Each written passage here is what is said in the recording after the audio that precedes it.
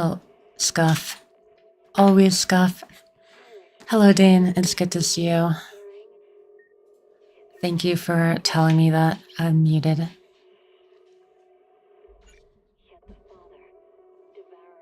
Oh, wait, I have to log in again. Hold on. Hold on one second.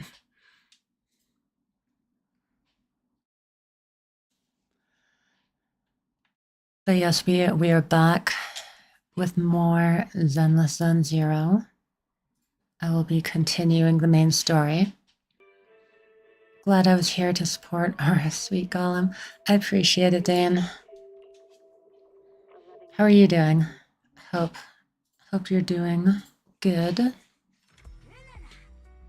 Hello, Fane Eternal. Welcome in. Happy to see a new face here. How are you doing? I'm behind. Oh, you're back.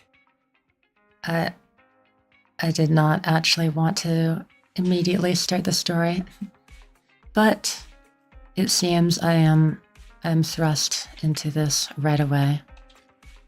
I did start the story last stream, but I didn't get too far. Basically just finished up the first section with Vivian, going into her backstory a little bit. And just had long nights. Oh, I see. I hope you get some rest today. But, all right.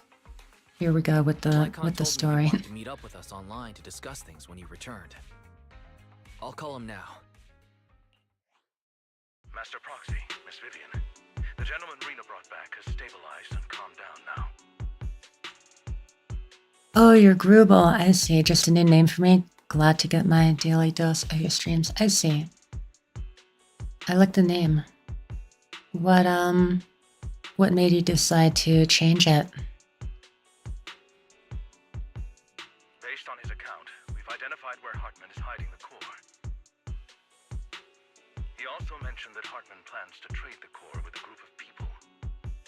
We suspect that this group consists of members from the Exaltists. I see. I knew it. Now that we have the location, it would be splendid if we could seize the sacrifice core before they do. Precisely. We hope you can head to the location as soon as possible to secure the sacrifice core. Leave it to us. We've got this. I'm planning on streaming soon, but I have a lot of IRL things tied to Grubelman that aren't social media, so I thought it'd be wise to come up with something else. Oh, yeah. That's a similar reason to me, actually, for changing my online name before I started streaming. Yeah, it is a good idea to do that.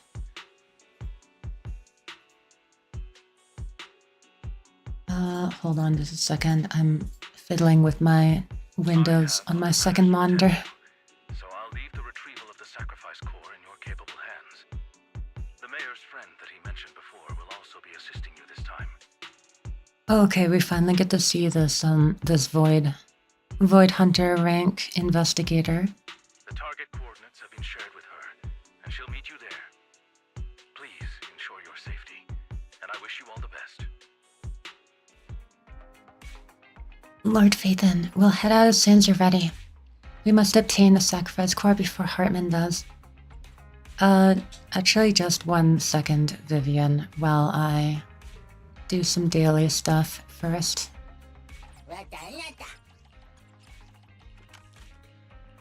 I must get my daily Denny's. And also spend some stamina and stuff.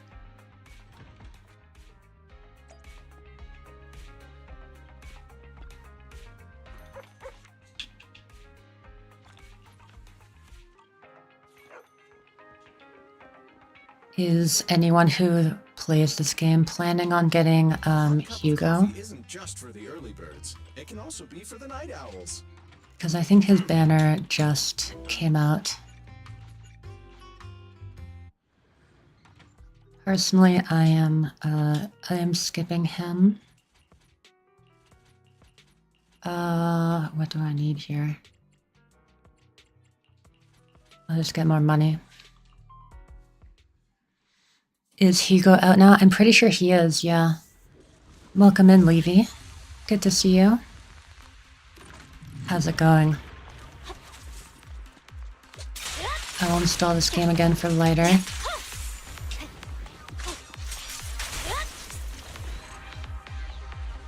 Nice. So I actually just downloaded this. Someone I know threatened to kick me in the shins if I didn't, but I've yet to play. I see. It is, yeah, it is a fun game. I do recommend trying it out. Of course, no pressure to continue if you decide it's not your thing.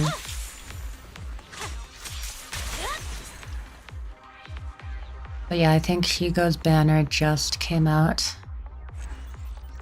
Oh, I'm glad you're doing good, Levy. Yeah, I'm not going to pull for him.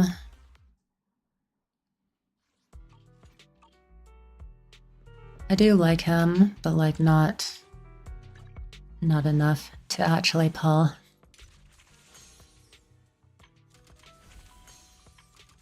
Also, I haven't even gone to the part in the story where he, where we know that he isn't dead. Of course, it's obvious that he's not dead, but still. I mean, I guess I could do the trial runs for the new characters. I don't actually know like what Hugo does whatsoever. I think he's an on-field DPS, right?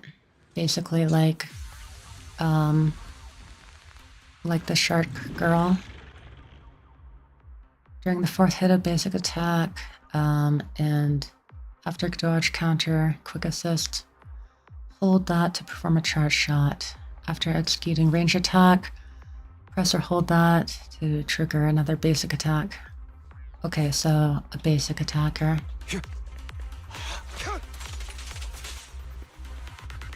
Wait. 1, 2, 3, 4. And then I'm holding. Oh, I guess that's the 4th one. Okay. He has to do his spinny thing. He reminds me of like a Ruby character. Well, specifically Ruby, the main character of Ruby. But yeah, she had like a gun scythe too. Basically the same weapon exactly, except I guess Hugo's turns into a suitcase, which is also pretty cool. Don't forget to support Astra Yowie and her wife Evelyn now by streaming her brand new album Stars of Lyra. Hugo's literally Ellen Premium, which I do not support, I see. Makes sense, yeah. Yeah, unfortunate that this is like the first case of like pretty blatant power creep, I would say. Them being both ice attack characters and like primarily on field too. Okay, so he wants them to be stunned. Makes sense.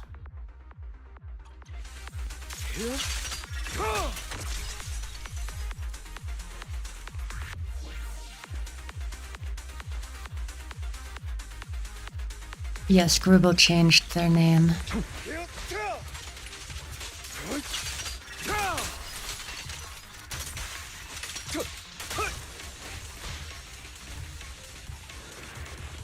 I do like his animations. Allow me to reap your soul. He is also like a chuny edgelord, which I approve of. Evade now. Yeah.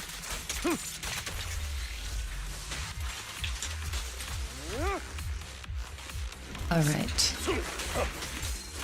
Let order and madness dance. Yeah. Yes, very, Only for Master Proctor you. very chuny. Any obstacles. Yes, he also paired with his boyfriend. Very good. They know what's up. Truth is a beloved fairy tale. The end is nigh. Since I know nothing about the game yet, I'm sitting here nodding along listening to you guys say words that mean nothing to me. So lost. Time to learn. Yeah, there's I would say that it's very easy to get the hang of, which is good. But there's also a lot of like skill expression in this game. Personally, I'm not a very good player, I would say. For the most part, I'm just button mashing. But yeah, from like, from the team combos and stuff to like specific rotations that you have to memorize. There is a lot to learn for sure. Okay, look mode, I appreciate it, Dane. Thank you for coming by and working. I hope you have a good rest of your day. Button mashing is a way of life, yeah, exactly.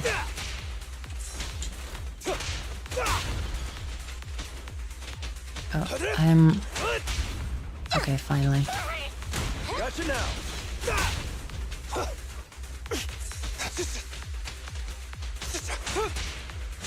Do you support Cranwolf? That's Hugo and Lycon, right? I very much do. Watch it.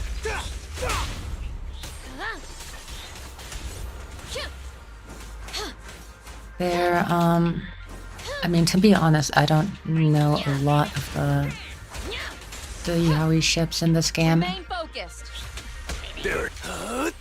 Like, off the top of my head, I can't think of anyone else. Oh my god, I literally just missed my ult.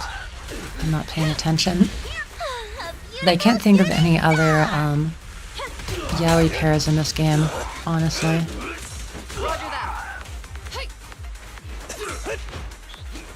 But yeah, I do like Lycon and Hugo for sure. Get him. Solid hit. Flames fade, ashes remain. Flames? Open! Yeah, there aren't a lot of men. Oh yeah, just Wise. Yeah, I usually don't count like the main character ships too much.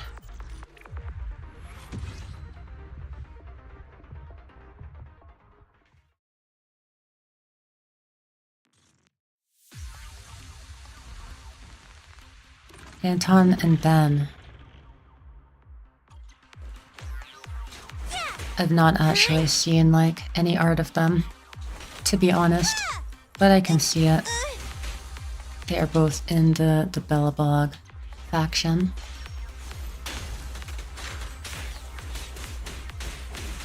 Personally, I don't, but it sure exists. Yeah, to be honest, I don't actually see a lot of like yaoi art in general, at least compared to like Yuri ships.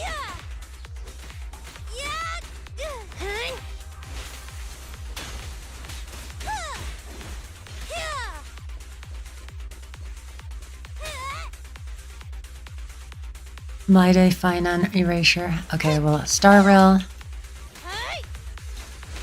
There's a lot more in Star Rail, which is nice. But yes, I mean, I do try to share art when I see it in the Discord and stuff. Okay, alright. Just don't blink.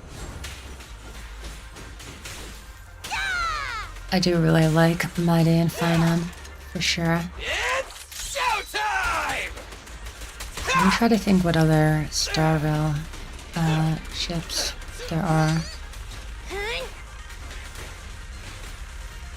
I mean, Jingyuan and like Don Hong is one that I see sometimes, as well as yeah, Don Hong actually has quite a few with Blade slash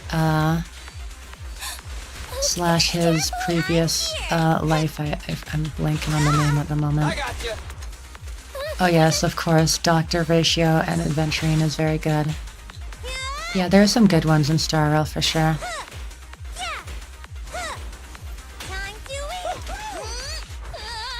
Also, like, my gameplay right now is like absolute garbage, but it doesn't really matter. Starlight never dies! I'm here!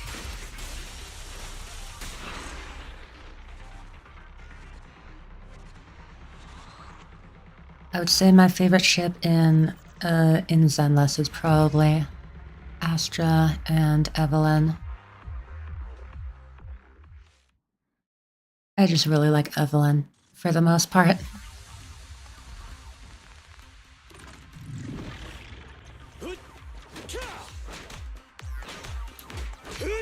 Come on!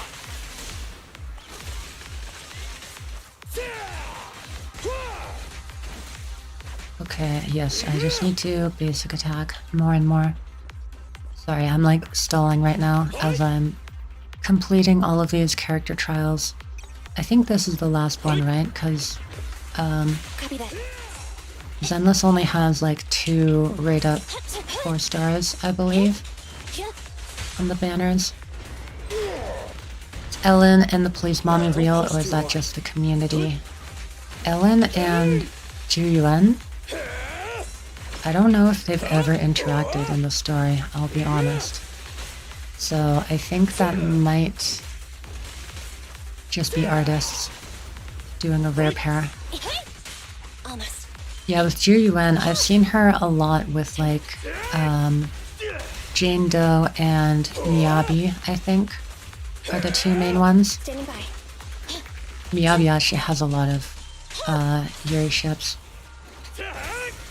which I approve of. There's there's Juyuan and there's Yanagi Time to step up the attack! and Roger. is there anyone else?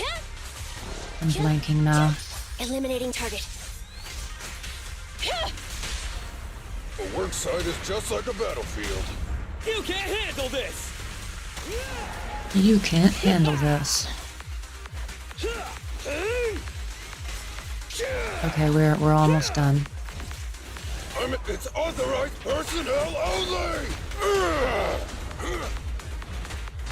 Locked. Come on, hit me. There we go. Oh, it was out of range. Ben, let's go!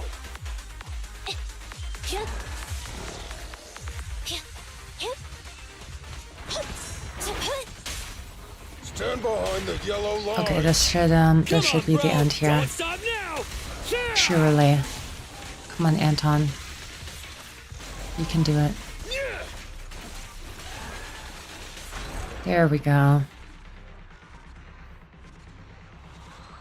Alright, we can finally we can continue the story here. After my stalling is complete. Opinions on Pulchra.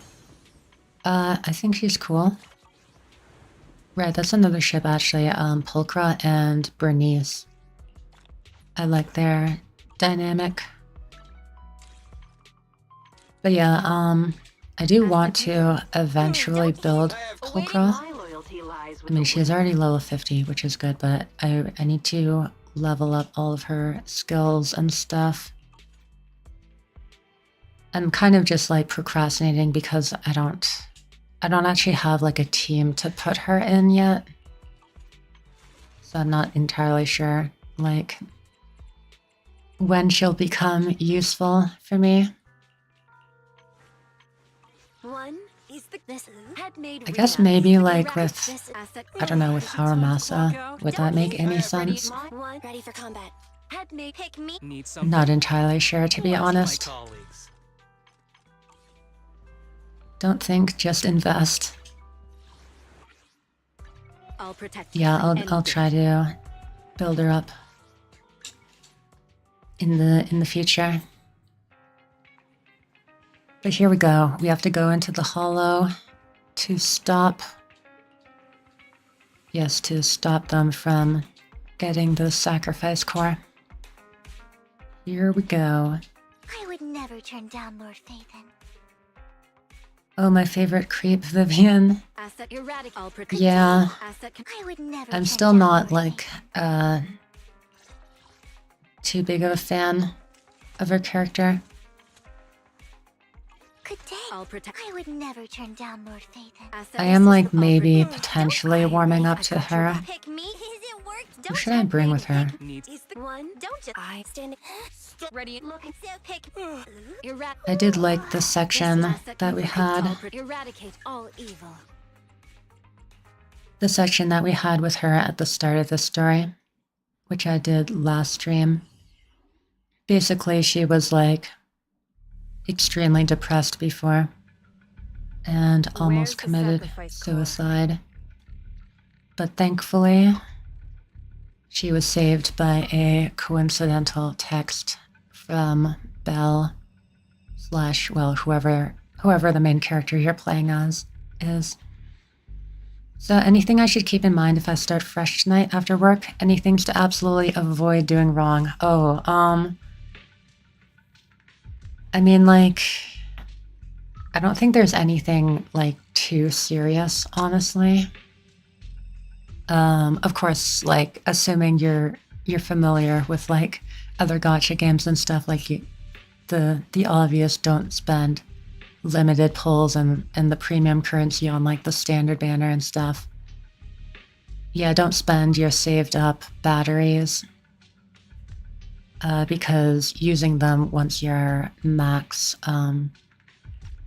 once you have access to like the max level grind levels, it's better to use them then.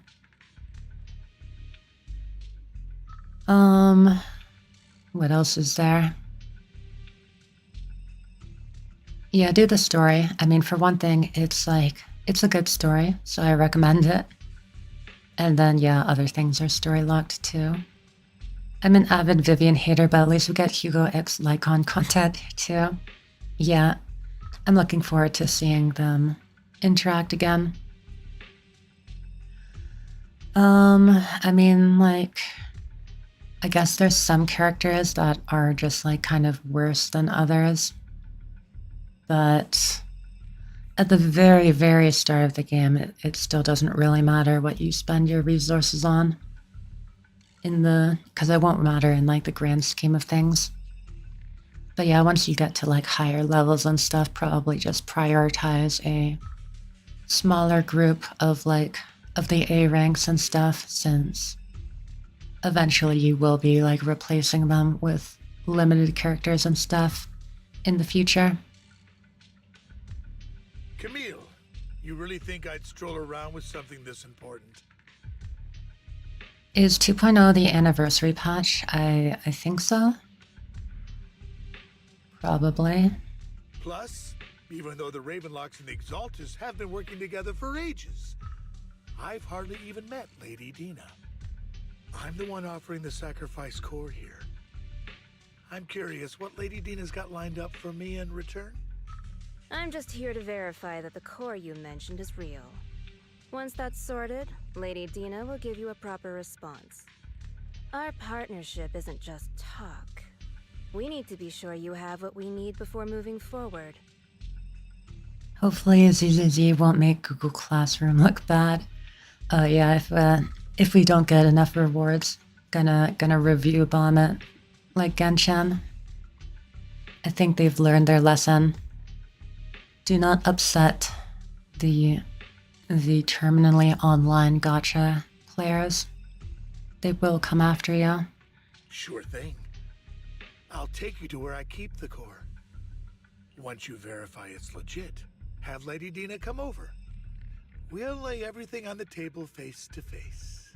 All right, lead the way. It seems Hartman is trying to bargain for more. What a greedy and insatiable man. It's just that... why would they only send Camille for something as important as the sacrifice core? I'm guessing you're skipping 3.3 in HSR for Saber? Yes, that is correct. I am skipping all of the banners, including Finan, who originally I was looking forward to pulling for, but yeah, I've decided that I will save up every single pull for Saber, because by the time she comes out, I should have close to 700 pulls, I'm pretty sure. So yeah, I actually have like a shot at E6ing her, which is crazy because I've never pulled for a single limited Eidolon before. I've also never topped up in the game. And I can't shake the feeling that Camille doesn't want Hartman and Dina to meet. Why is that? Who's Dina? Who's this Dina he just mentioned? Is she the leader of the Exaltists? Oh, is she the one that Vivian was mentioning before? Kind of. Lord Vathan, I really think we should hurry. We must get to where Hartman keeps the core before anyone else does. I wish Hyacinth's Lycon wasn't broken. Oh yeah. With it consuming HP and stuff, it basically makes it really good if you use her with Castress, right? And then yeah, it also just gives like how much speed? Like 18% speed. That's pretty ridiculous, yeah.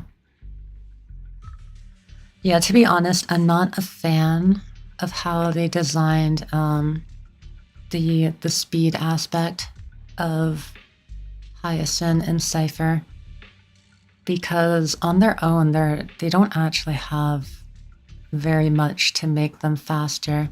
It's really just in like their relic equipment and their light cons where they get the extra speed.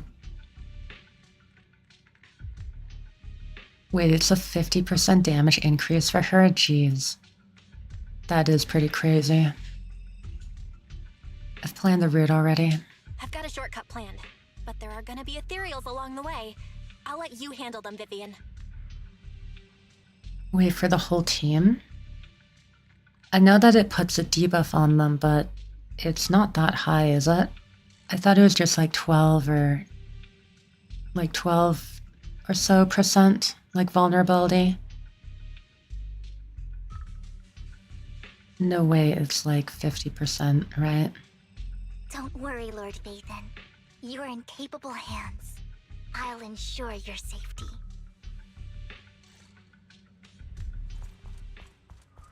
But yeah, having her light cone Ethereals! Stay away from Lord Vathan! makes her like very good in an Acheron team. Whole team gets a 50% damage boost with Hyacinth's S1 compared to S0. I mean like you can say that, but I still don't see how that is the case for the whole team. Excuse my weird voice. Yeah, because like the vulnerability debuff isn't 50%. I know that much. And then I know that, like, yes, it will raise her personal damage because of, yeah, I mean, like, the speed increase, the stat increase, and the additional damage from the HP drain and stuff. You drain HP and place debuff, and that all adds up. Plus, Lil Ika has very good damage. It's all over, Lawbreaker. Thank you for the redeemed polar bear. Welcome in. Hope you're doing well.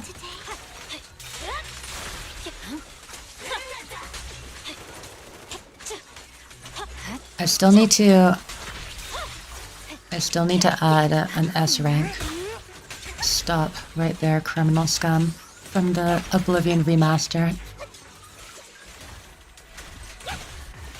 Been getting better, but I'm getting there. That's good to hear.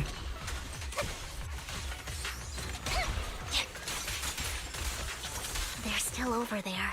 Looks like they're arguing. And then the 3 other characters also taking advantage of the debuff and drain and so on. Let's hurry.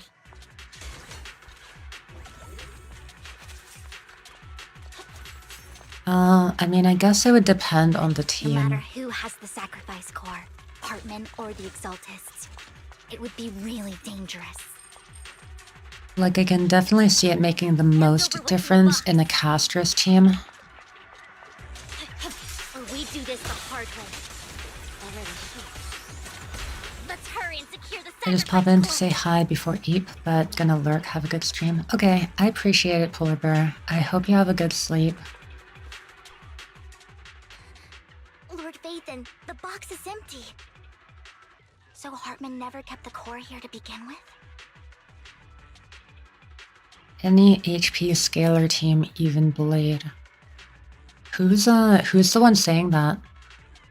I'm guessing that it's like a YouTuber or something. How did you even find your way here?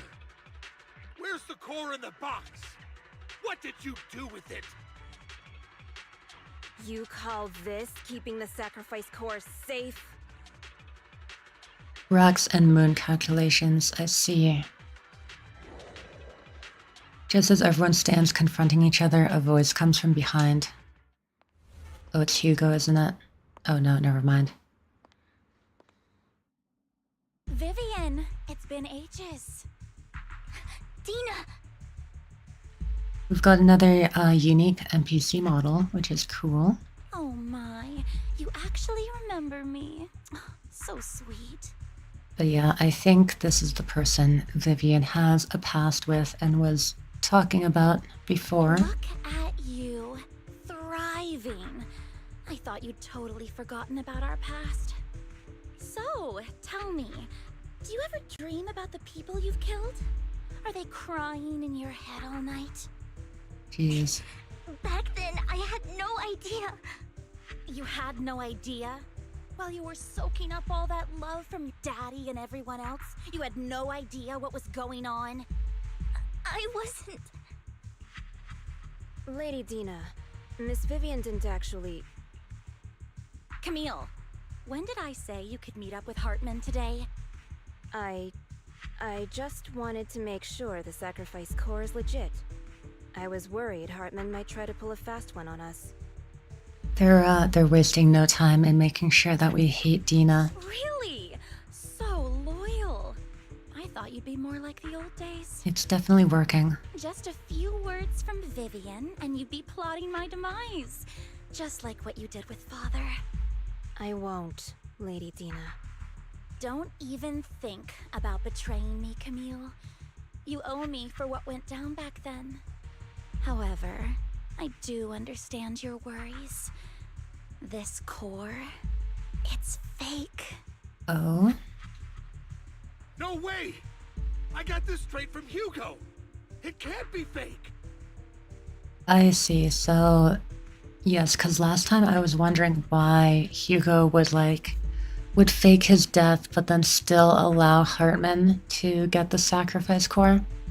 So I am guessing that he did the old switcheroo and faked his death and took the real one, probably. How can you just Giving claim the it's fake fake one to without any Hartman. proof?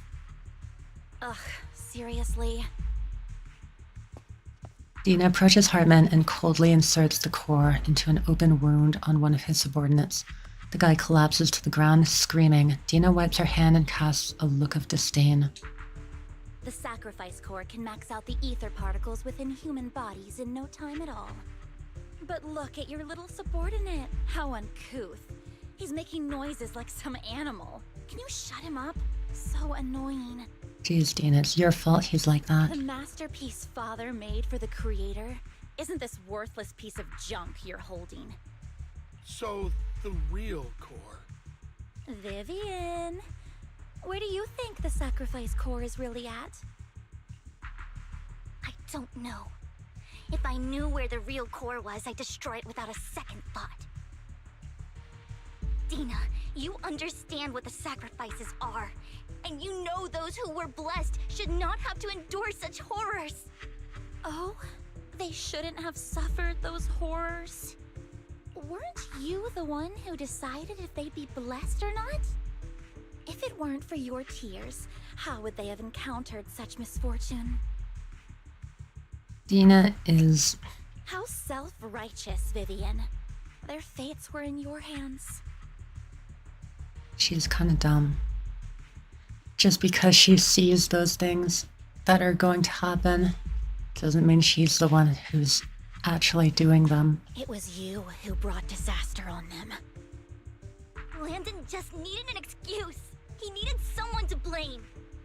Whether I shed tears or not, he'd treat living beings as mere subjects for his sacrifice experiments. Dina, you know all of this. Landon even went so far as to sacrifice you. Shut up, shut up, shut up! Father did it for his great cause. She's brainwashed. Vivian, why do you always mess everything up for me? Everything! You did it before, and now again! You just had to ruin my plan.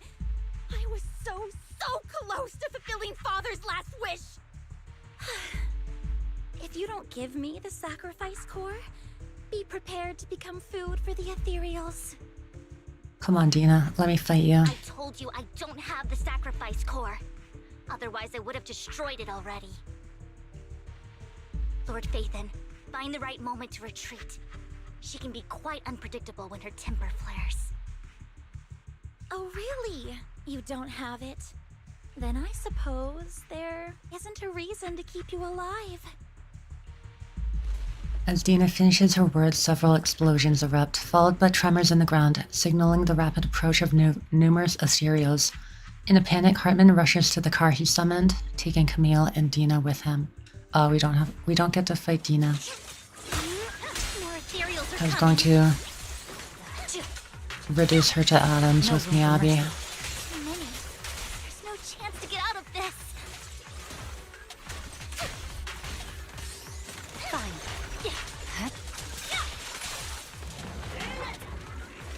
Who dares get between me and But yeah, so I guess Hyacinth is kind of broken then. At least with her S1. Swear on my blade.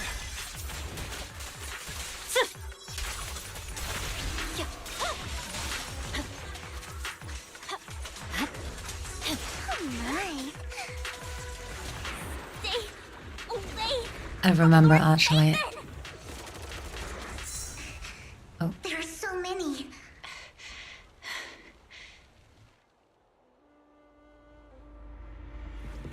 Oh, it's her. I see. It's ink.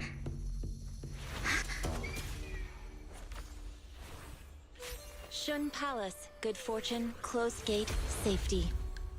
What? An evil miasma gathers here. Another place of conflict. If you wish to avoid disaster, then head southeast.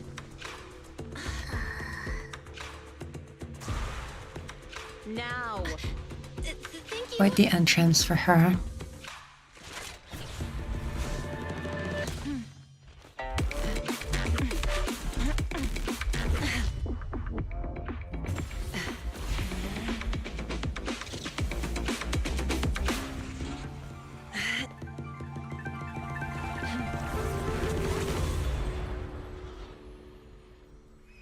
Not looking at the explosion because she's cool. Finally, peace and quiet. You must be Belle, right? It was a cool entrance, but not gonna lie, I don't like her design. It's kind of all over the place. Mayflower mentioned a special partner might need my help. You are... Can I ask, who are you? Oh, right, but I was about to say it because I remember in the leaks Reddit, a lot of people were like doom posting Hyacinth and Cypher since they weren't going to... I mean, people thought that they weren't going to be much of a power creep, I guess. They're kind of more in line with the other 3.0 characters, which is good. But I guess now, with more people doing calculations and stuff, Hyacinth is looking to be just absolutely broken. I'm the 13th generation master of Yunquai Summit. You can call me Yishuan. Is she still like a huge damage increase in non-HP scaling teams? Or is it just for like castress and bleed in my day? Mayflower passed along your info, and I was curious what kind of person you are, so I came to see. At first, I thought it might be a hassle, but your energy feels really calming. Quite nice, actually. Are you the investigator? Oh, so you're the investigator the mayor talked about. So is it just me, or does her hand look like absolutely tiny? Like too tiny? Yes. He also asked me to be your temporary teacher and offer you a bit of guidance. Guidance? Guidance? What exactly does that mean? Unfortunately, this isn't the right time or place to talk. Okay, never mind. Her hands look better from this angle. I have some investigation work to catch up on, and it seems you've got quite a lot on your hands, so let's part ways for now. I'll find a good time to visit you soon. Yishuan leaves after saying this while Vivian appears lost in thought, looking distracted. I'm so sorry, Lord Vathan. I'm just not feeling very well. I think I'll head back for now. I'll investigate the sacrifice core and reach out once I find something. Let's leave the hollow first. You definitely need some rest. Let's get out of the hollow. Mission not exactly accomplished, but at least the Exaltus didn't get the sacrifice core. Does look fairly tiny, doesn't it? Yeah, I think her arms are like extremely thin, which I mean is pretty much the same for all of the female characters, but yeah, it's especially noticeable if they don't have long sleeves. Perspective and the gloves make them look itty-bitty. Lord Vathan, are you going to rest now? Are you feeling down? I'm not in a hurry to get back. You've been kind of off since we got out, and it's got me worried.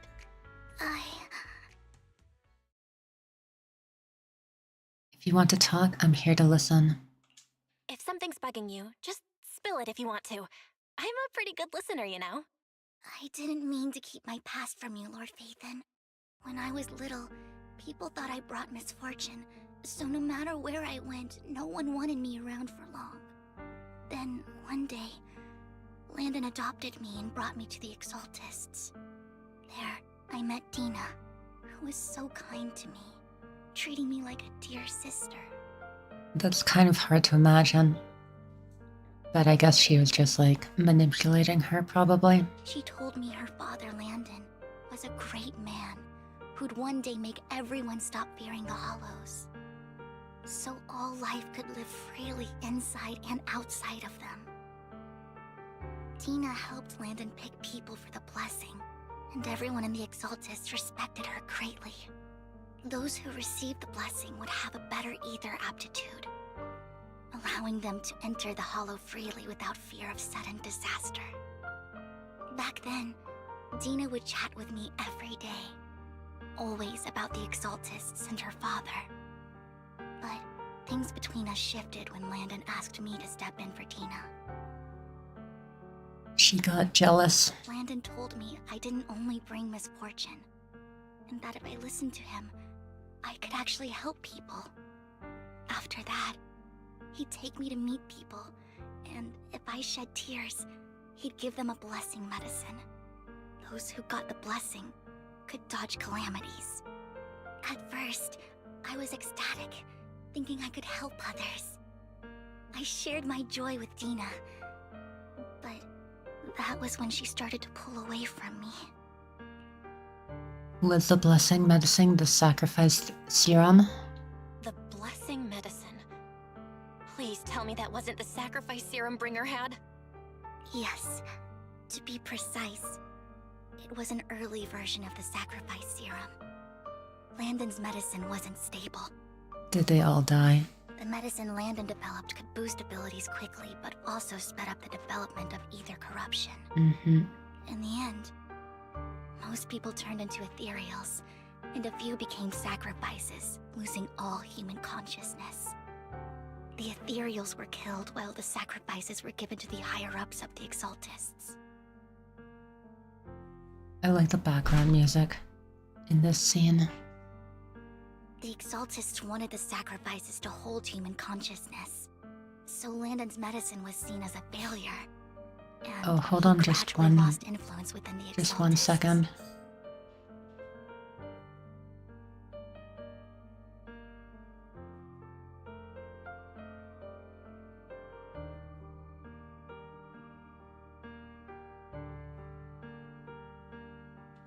I'm back. My brother got home, so I just wanted to close my door. One day, I saw Dina, and tears streamed down my face. In a bid to save his reputation, Landon decided to let his own daughter receive the blessing. I had always thought that getting the blessing was a good thing, until I saw terror in Dina's eyes that day. That evening, I broke Landon's rules for the first time and followed him out of the Exaltist's residence. I trailed him to the Hollow, where I witnessed someone who had been blessed becoming corrupted. In the end, that person became an ethereal.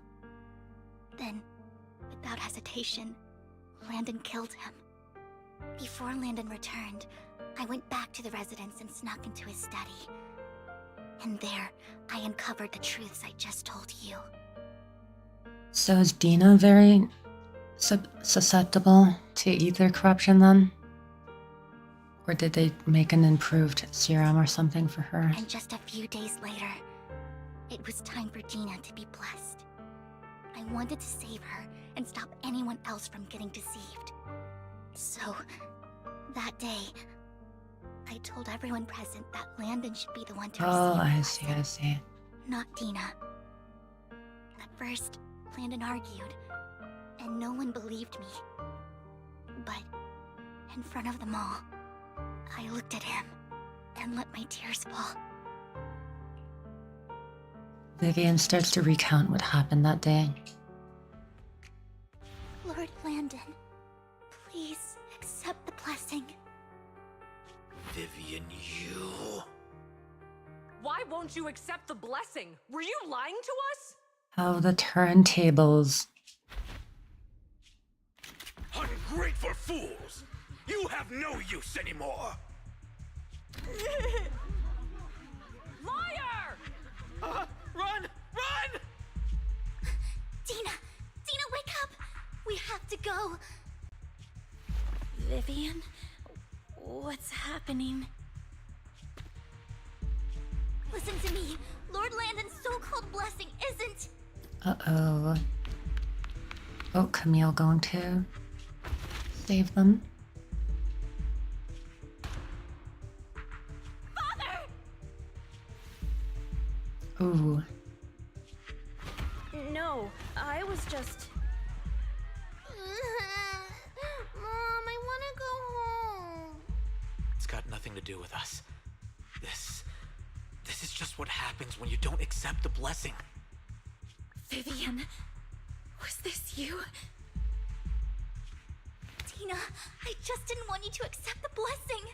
Everyone who does ends up... I just don't want to lose my father. You knew? If you knew what he's done, you... He's my father. He's all I have. Stop being self-righteous, Vivian. You only ever bring misfortune. Now her annoying evil arc begins, I guess. Her voice trembles as she shares her past stories. I thought once Landon was gone, Dina would leave the Exaltists. I never expected her to continue his research, or that Camille would stay. Camille lost her entire family in a hollow disaster, so she's always supported the Exaltists. She's not a bad person. She's just someone searching for hope. Did you not tell her what Landon was doing all that time? She joined the Exaltists very early on, and even watch Dina grow up. I feel like that would have changed her mind then. That day, she was just so desperate to save Dina that all these years, she's been following Dina, taking care of everything out of guilt, I think. But I didn't just fail to save Dina. I trapped her. I see misfortune approaching, but I can never change its course or avoid the bad ending. Maybe I really am a bringer of misfortune. Don't think like that, Vivian. No way. You're not the one bringing bad luck. Whatever went down with the Exaltists, Landon used you. As for Dina and Camille, they know the truth, and they just made their choices. Okay, Camille does know. But yeah, I guess it makes sense that she was just guilty. Feeling guilty for Dina. The Hollows and the disasters they caused took more than just their loved ones. But not all survivors cling to obsession and hatred like they do. Lord Phaethon. You need to believe in yourself. You need to believe in yourself. You're currently resolving the sacrifice crisis with your own effort. I remember you saying you really like yourself now. So what's changed? Yes, that'll always be true. Thank you for listening to my story today. Years have gone by, but I've never had the courage to face all this. Maybe Dina and I were meant to meet today, so I could finally spill it all out. It lightens my heart a little. Lord Phaethon, you truly are a wonderful listener. Just come to me whenever you need. Whenever you're feeling down, don't hesitate to come to me. I will. It's been such a long day. You must be exhausted. I'll track down the location of the sacrifice core and let you know what I find. Good night, Lord Phaethon. After bidding farewell to Vivian, you head back to the video store. You see the collectible she gifted you on the table, and it stirs a flood of memories. You've been through so much lately. You hope the sacrifice crisis can be resolved smoothly, pondering the whereabouts of the real sacrifice core. Weariness sets in, and before you know it, you drift off to sleep. When you wake, it's almost noon. Bill, Vivian was in the store just now, but you weren't here. Does she need something? It was about the sacrifice core. The first time the sacrifice core appeared was at that auction, so she decided to try and find the security footage from after that day. It's possible more happened afterwards, and we're simply unaware of it. If we can get the footage, we may gain new clues. Bill, if you have time, head to Lumina Gallery to meet up with Vivian. Alright. It is just about to be an hour, so I will quickly do my stretch break now. I am liking, Vivian's backstory and stuff. We'll see how much I warm up to her over the course of this story. It's already starting to work a little bit, but yeah, just still not a fan of her stalker tendencies. Anyways, yes, time for a stretch break. If you've been sitting all this time, consider joining me as well. I will be right back.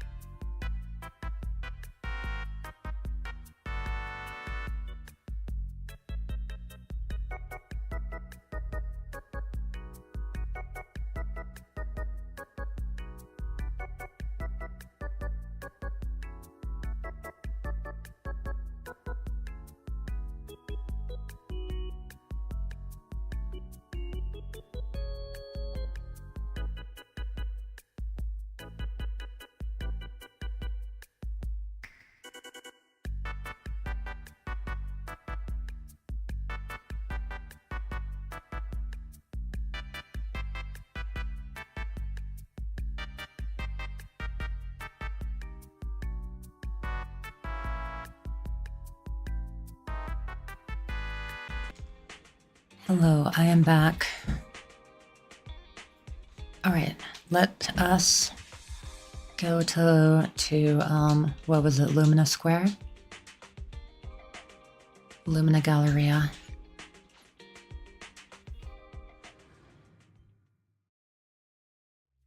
Has Vivian connected the dots? Earlier, Vivian exchanged information with an acquaintance in the auction house's lounge. Shaw, I didn't expect you to be working here. Perfect. Oh, she's someone who can work at the video store, I'm pretty sure. I was just covering someone's shift. The screening here is super strict, and I was afraid the supervisor would realize I was new and subbing for someone, so I hid in the control room during the supervisor's inspection. So I happened to bump into this guy, a blonde man wearing a hat, and I think he was checking some footage. Who could it possibly be? Then he logged that footage into the tape he brought. Later, I found that part of the footage had been wiped. Blonde, wearing a hat. Could it be Hugo? Gasp. Do you know him? I think it's him. If it were Hugo... I think I know where he would hide the tape. Thank you, Shaw. You were a big help. Great! You also helped me a lot when I started working. I used to make mistakes all the time. If it weren't for you cleaning up my messes, I would have been fired ages ago. So I'm happy I could help you too. All right, go ahead and do what you need to do. We'll catch up another time. After saying goodbye to Shaw, Vivian leaves the lounge. Lord Phaethon, you're here. Someone I used to work part-time with just so happens to be covering a shift at the auction. I learned from her that Hugo once took some footage away with him. I think Hugo was planning something, so he hid the security footage. But once I know when Hugo came here, I should be able to guess where he put the videotape. How? Huh? We are Mockingbird after all. It shouldn't be surprising to her. We have subtle ways of communicating information, should it? Once on a mission, we couldn't use communicators. So Hugo trained a few birds to put trackers on so we could communicate. But after that mission ended, we let them roam free. But I just checked their trackers and one of those birds flew near the auction venue on the day Hugo took the footage. It still flies around from time to time. The tracker only gives a broad area, but I believe this might be something Hugo left for us to find. If I'm not mistaken, the videotape is hidden wherever the bird is. I can't be sure which bird Hugo used this time, but all the birds he originally trained had at least some black feathers. Lord Phaethon, let's split up and search the area. If you see a bird, you can send me a picture of it. I should be able to recognize it. Okay, we're just gonna look for every single bird, I guess.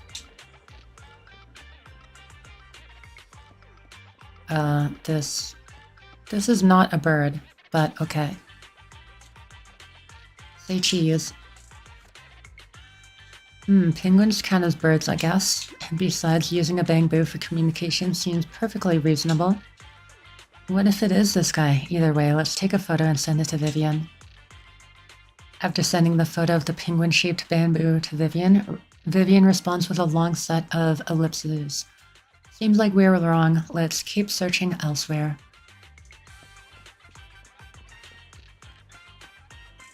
Oh, Belle. Are these birds black enough? I don't think so. Soft and sweet ball of fluff. It's hard to imagine this is the bird Hugo chose for the mission. But it does have some black feathers, so maybe this is it. Either way, might as well take a photo. After sending it a picture of the panda-colored chonk of a bird to Vivian, you get a negative answer. Let's keep looking elsewhere.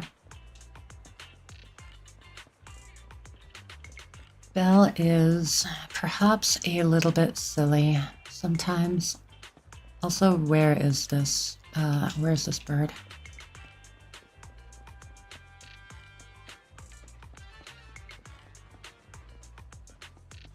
Okay, hopefully, yes, here we go. Okay, this is more like it. Let's see. Black crows in a dark alley. Seems a bit cliche, but this really is a good place to hide something. Let's take a photo of this crow and send it to Vivian. After receiving the photo, Vivian quickly responds, "That's the one." She quickly comes over. Of course, Hugo chose a crow. Very in line with his character. "That's the one. It's all thanks to Lord Faith, and we found them so quickly. If it's here, then Hugo must have hidden the videotape among those boxes." You look through the boxes and find the recording, but it's been damaged. After discussing with Vivian, you decide to head back to the video store together to repair it and check the contents before making your next move.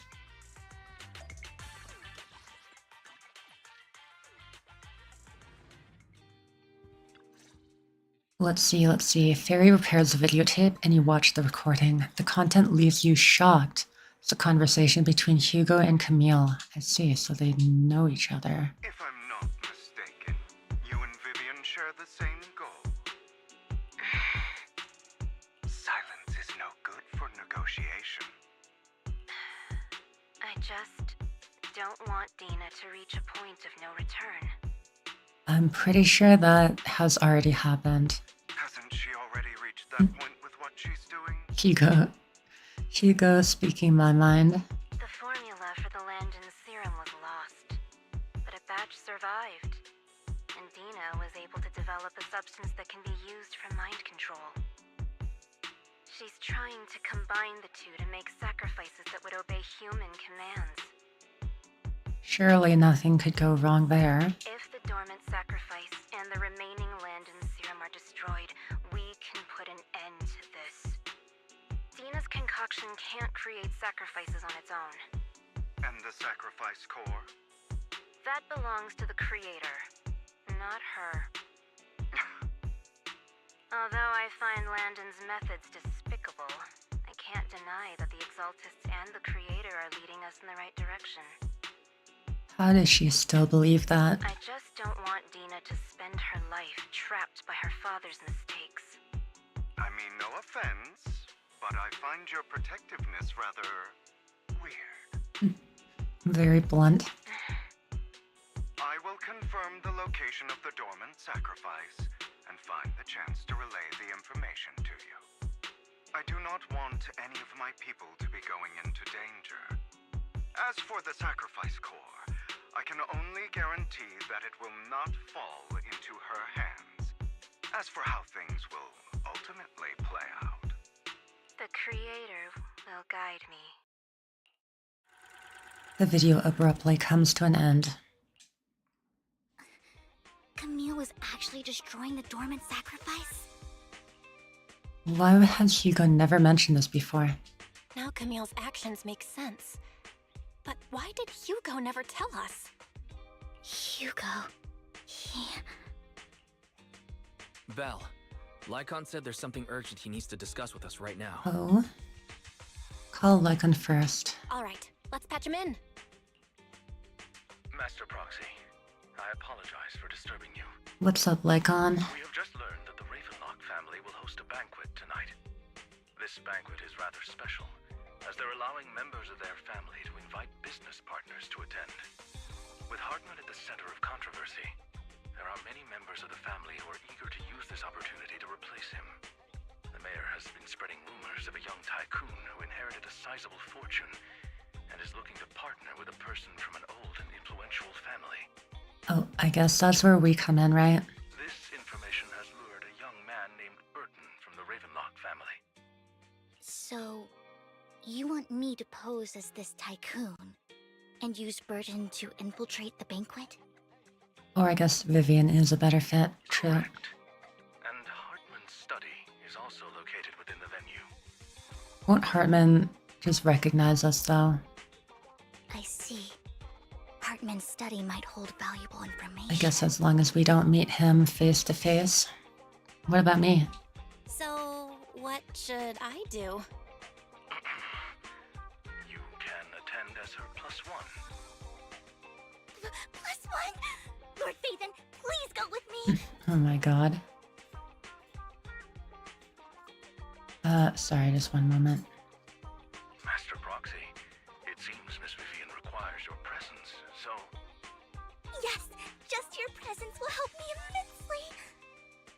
Even Lycon ships Vivian with the MC. Let's go. All right, then let's go together. I'll send you the time and place for the meeting with Burton. If you encounter any danger, please evacuate immediately or contact me for backup. I hope everything goes well for you tonight. You get in contact with Burton. He said he'll come to 6th Street later to escort us to the banquet. Is there anything I need to look out for? I'm a bit nervous. Don't worry, Lord Phaethon. Just leave the socializing to me. I won't let any evildoers get close to you. But since there's still some time before we have to go, should we watch an instructional videotape on formal dinner etiquette together? I learned everything from videotapes when I first went undercover at a banquet for a mission too. Though such a method isn't sufficient to master it, it's enough to deal with this one excursion. Hello Shadow, welcome in. It's good to see you. Also, thank God, the YouTube chat is working now, although it doesn't actually look like how I was expecting it to look. But I guess it's not bad like that. But I hope your day is going well. Yes, we are back today. Sorry for not really knowing yesterday if I was going to stream today or not, but we are continuing with the main story here. Yep, I'll go over the key details for you as we watch the tape. You do some last-minute studying on the etiquette expected at a formal banquet for your mission that night, but before you know it, every evening has arrived. Oh my god, I can't read. Lord Phaethon, Burton sent his location. Are you ready to join me for the banquet? I'm ready. Then I'll meet up with Burton first and make sure he has not tampered with the car. Lord Phaethon, please wait 5 minutes before joining me. It'll be safer this way. Vivian heads off first. After 5 minutes, she sends a message saying all is good. Let's go meet up. Are you gonna download Zenless soon? Nice. Fane was also going to download it too. Hope you both enjoy it. Yeah, it is a fun game. I like the gameplay, I like the story. Just do not get consumed by the gacha, is all. Miss Burton, or Miss Banshee, this is... Is something the matter? What I mean is, this person doesn't look like your bodyguard. The Ravenlocks can protect... the Ravenlocks can protect me now. If that's true, why would I bring a bodyguard? This is my escort for the night. She heard the Ravenlocks are throwing a true feast for the sentries with plenty of delicacies not available anywhere else, and she wanted to try some. You aren't so stingy as to not even allow your guests a +1, are you? Of course not. Since you're an important companion of Miss Vivian's, you are also my honored guest. Let's be off then. My chauffeur shall take you to the port, and from there we will take a speedboat to the manor. Oh my god. I actually can't read. Look forward to it. Actually nice. I like the battle style. Yeah, I think they really nailed like the feel of combat in this game. Like the sound design is really good. All the animations are gorgeous and flow very smoothly. And yeah, it just feels good to play. I also really like the control scheme on controller because a lot of action games actually like start to hurt my hands if I play too much of them. But I find with Zenless, it's actually not as big of an issue because of the well-designed controls. They're very intuitive and like you don't need to like press the D-pad, for instance, to like switch characters like in Genshin and like Wuthering Waves and stuff. It's just with the shoulder buttons. And yeah, I feel like it just feels very good. Yeah, it's fast-paced and cool. About an hour later, you arrive at the Ravenlock Manor. With Burton's guidance, you go through numerous security checks before finally arriving at the banquet hall. Miss Banshee, I believe I've shown you my sincerity. Now how about you? I see, so that's what Burton sounds like. Sincerity? My presence here is a show of sincerity. If we're to work together, Miss Banshee, you should drop your pretentious act. I am well aware of the ways of the Ravenlock family. If I were to come empty-handed, I probably wouldn't even be able to make it out the front door tonight. Since I agreed to come with you, and even brought along my most precious companion, does that not show my deepest sincerity? No need for such an off-color joke. Our door is always open for those coming or going. We both know what's what, so let's cut the small talk. I know far more about how the Ravenlock family made their fortune than most here. I am also well aware of why Hartman, despite such a massive scandal, still remains in power. Oh? Do tell. Exaltists, blessing, sacrifice, Landon. Where would you like me to start? How did you know that? No, who are you? Don't be so tense. If I'm not mistaken, it's about time the banquet began. My companion and I are practically famished. Is this how you treat your guests? By letting them starve? Well, we're definitely going to be put on their radar now. Perhaps when we've had our fill, we'll remember where the sacrifice is hidden. You know where the sacrifice is? So, can we go get something to eat now? Vivian is very good at talking. I'm also looking forward to receiving a special dessert from you. We can discuss what you wish to know while we enjoy dessert. Of course. I wouldn't let such an important guest discuss matters on an empty stomach. As for dessert, I will prepare it myself, and I guarantee it will satisfy you. I'll come find you later. I wish you a pleasant evening. Yeah, Vivian has like 20 charisma for sure. Burn hurriedly leaves, and Vivian seems to breathe a sigh of relief. These kinds of people are exhausting to deal with. I really don't know how Hugo used to put up with it. What did he mean by dessert? Yeah, why was it highlighted yellow in your speech? You were totally like a noble lady just now. Wow, you were so cool just now. Like a powerful, noble lady. You sent Burton packing with just a few words. It would have been cool if we got like an outfit for the MC here, which was like more formal, so that they would fit in better. It's just some techniques Hugo taught me. Like that dessert I mentioned. It means I want them to offer more if they want to come to an accord. Ah, I see. Fortunately, that old fox Hartman is terrified of losing power. He's definitely keeping the destruction of the sacrifice and the fact that the sacrifice core is fake hidden from the other family members. VA did an amazing job, to be honest. Yeah. I'm not the biggest fan of like super high-pitched characters, but yeah, she still acts very well using that voice. Vivian, I don't know which fork to use. Welcome in, Omar. Or Omar. Sorry if I'm mispronouncing it. But welcome in. I hope you're having a good day.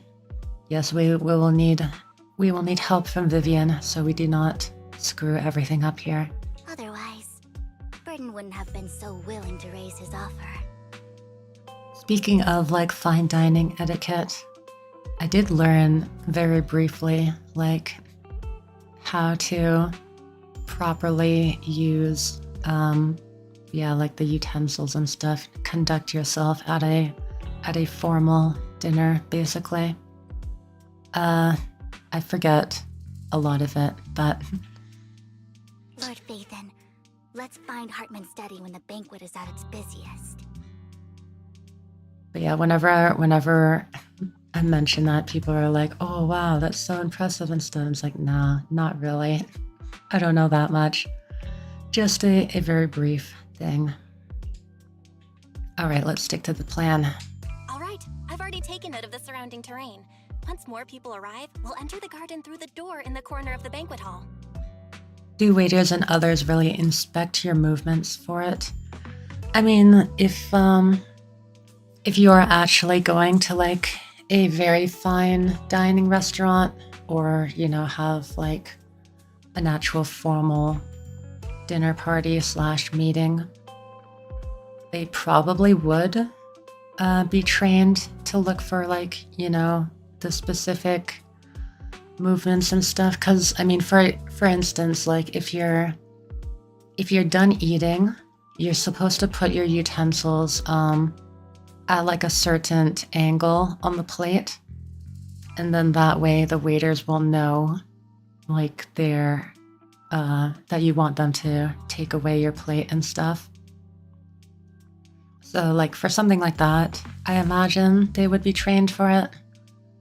But like other than that, I don't remember any other like specific things like to communicate, basically. At least with the waiters. I will be thrown out immediately from such a setting. It's all good. It's not very useful anyway, if I'm being honest. Like, especially nowadays, like, even if you're going to like a business meeting or something, I don't think they would actually care. Unless you're like, I don't know, super duper rich, hanging out with snobby people. Only thing I know is two parallels, two parallels. One's meaning I am eating, and cross one is I am ready for next.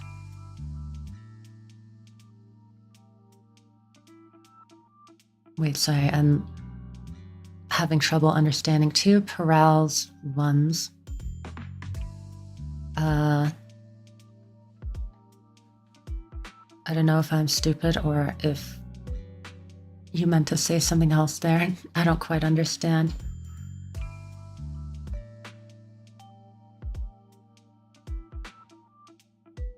Oh no, I think you did mean parallel, right? Yeah. Wherever you go, I think I get it now.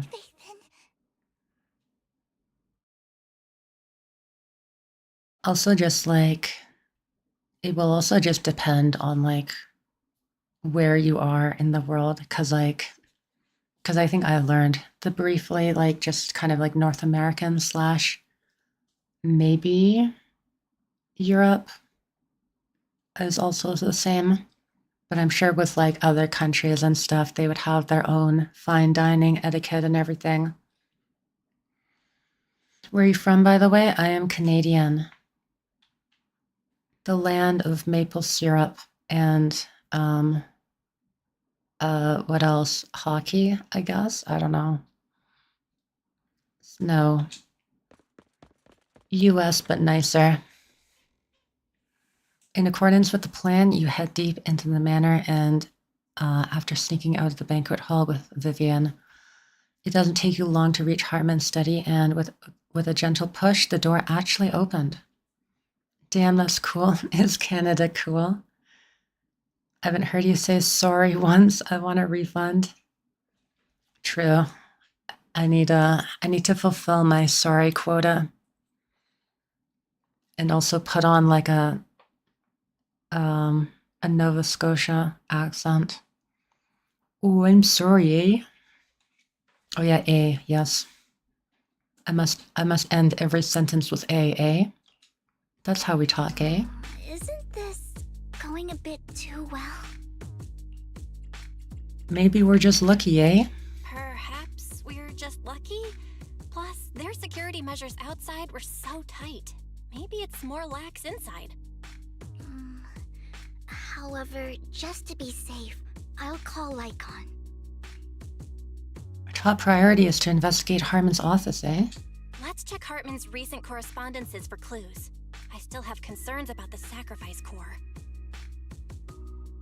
I'm from India? Oh, cool. Right.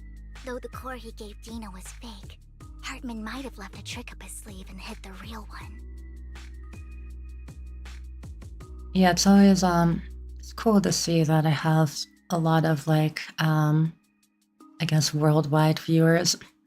Because, yeah, because I stream, like, I mean, for me, I stream kind of early in the day, like the afternoon. And so, yes, I don't have a lot of, like, North American viewers, actually. Way more, like, European slash, like, yeah, European slash Asian kind of viewers. Since it is more, better time zone for them. Well, if you go to add A, I guess I should be using dude as a sentence starter. Then let's split up. Then let's split up.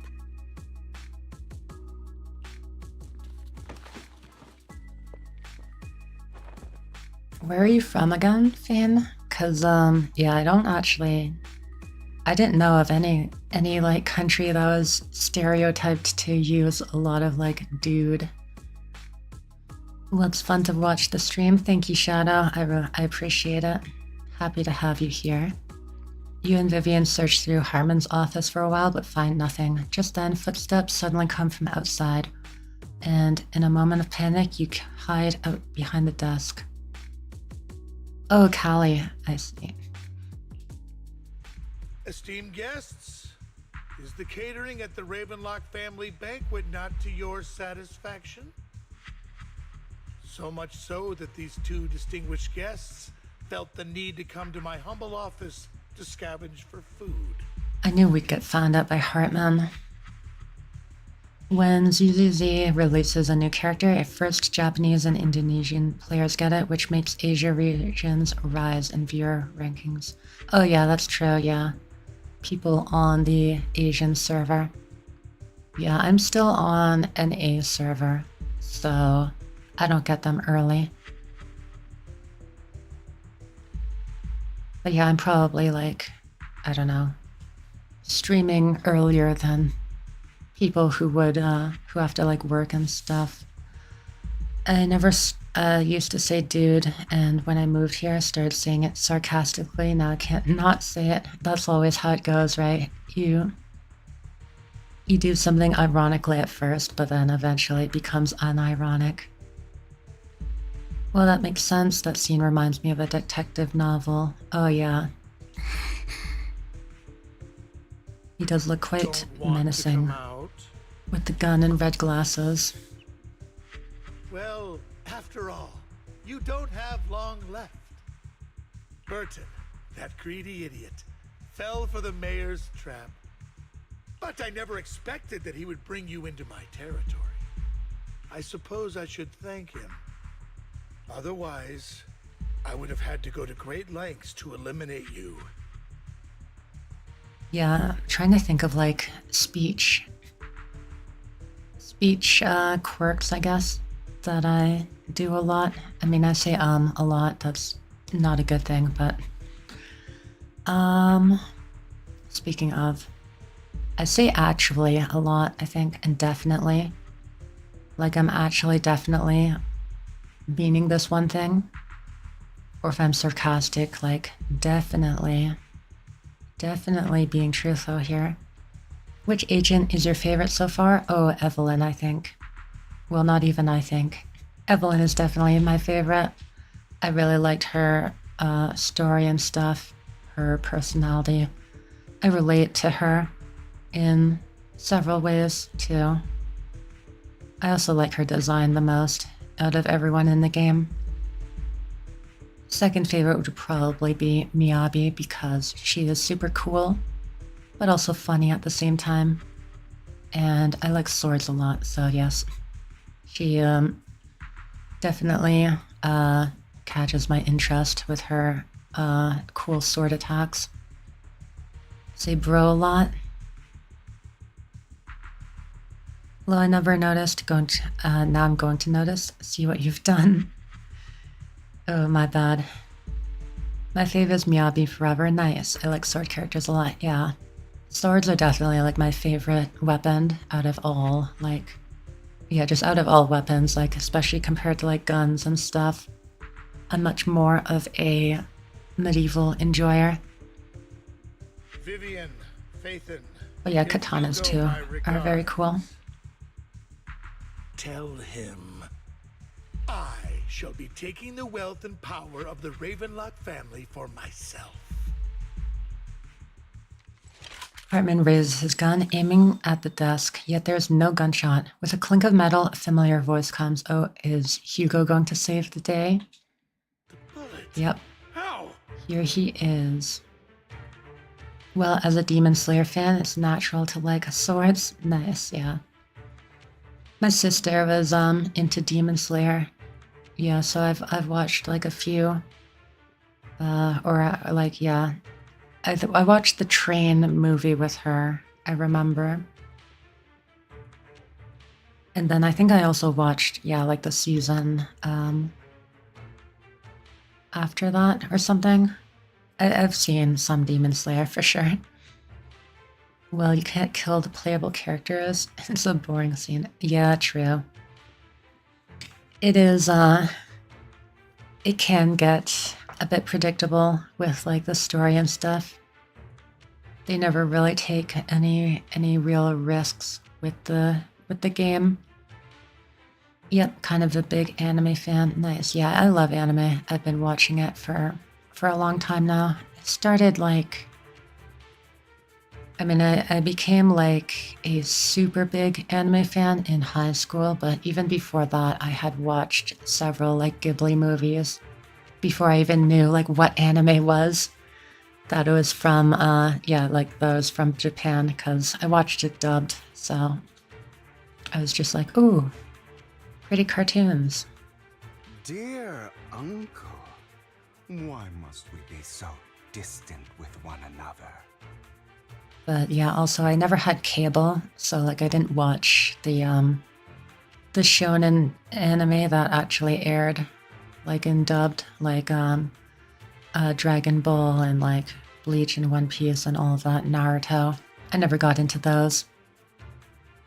I think, yeah, I had a friend in high school who actually helped me get into anime more. Watching like Death Note and like Sword Art Online too.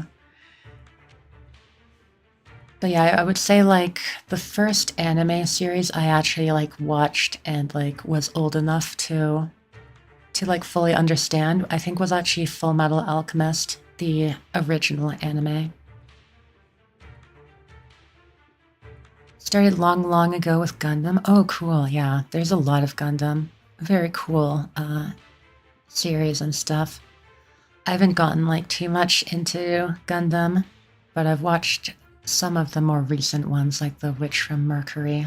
At least the first season of that. I actually need to watch the second season of Witch from Mercury, because I quite enjoyed the first season. Are we trying for just Hugo or his engine too? Oh, actually, yeah, to be honest, I'm not pulling for Hugo personally. I do like his character, but yeah, right now I'm kind of just saving up my pulls because I'm completely free to play in this game, so I don't have a lot to spend in terms of the polychrome currency. This engine is really good one, I will say. Oh, is it? Favorite is Cowboy Bebop. It's ahead of this time. Oh, I really like Cowboy Bebop. I actually just watched it recently, like within the past, I think like 2 months or so. I watched it. Yeah, for the first time, and I really enjoyed it.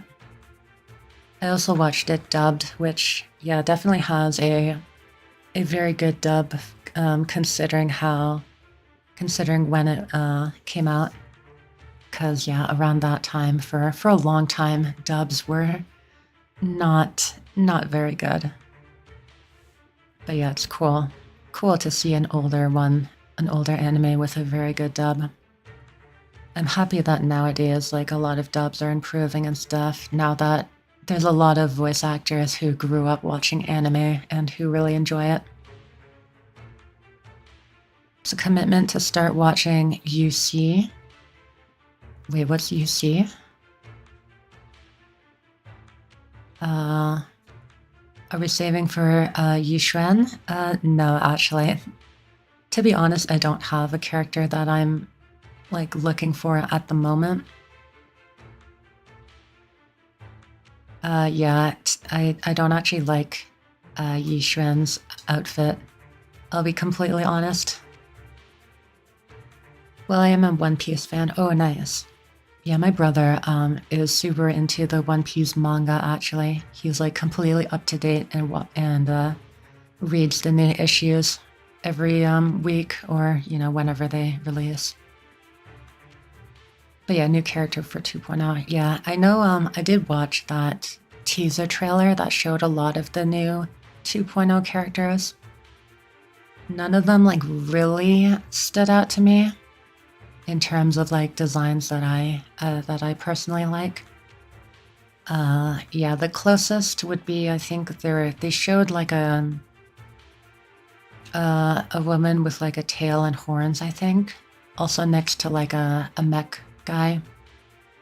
So those two could potentially, like, I could be interested in, maybe, but still no guarantees, nothing that made me scream, oh, I need them.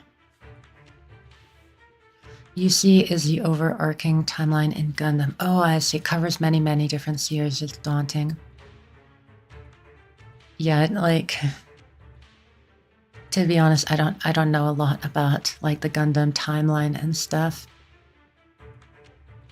But they are like all connected then.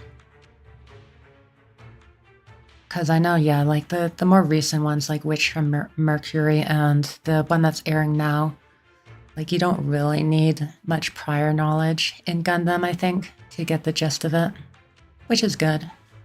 Good for beginners and to get new people interested in the series. These days, I kind of don't have much time to watch anime and stuff due to college work. Oh, that's too bad. Yeah, I've been behind on my anime watching as well. Those are considered AU and are self-contained. Oh, I see. So yes, UC is like the main timeline then, and then there are also AU series. Right. I guess the more recent ones are AU then. That makes them easier to digest for newcomers. Hugo! Impossible! You're...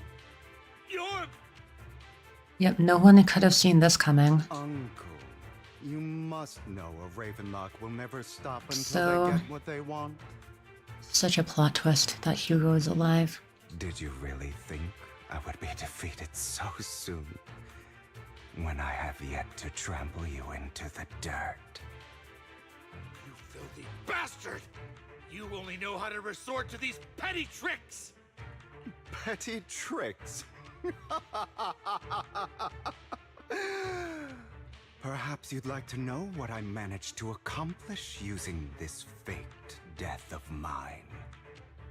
Was really a great twist, yep. No one could have seen it coming. My dear uncle.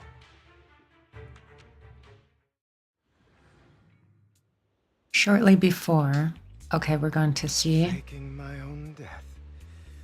Hope it's all worth the theatrics in the end.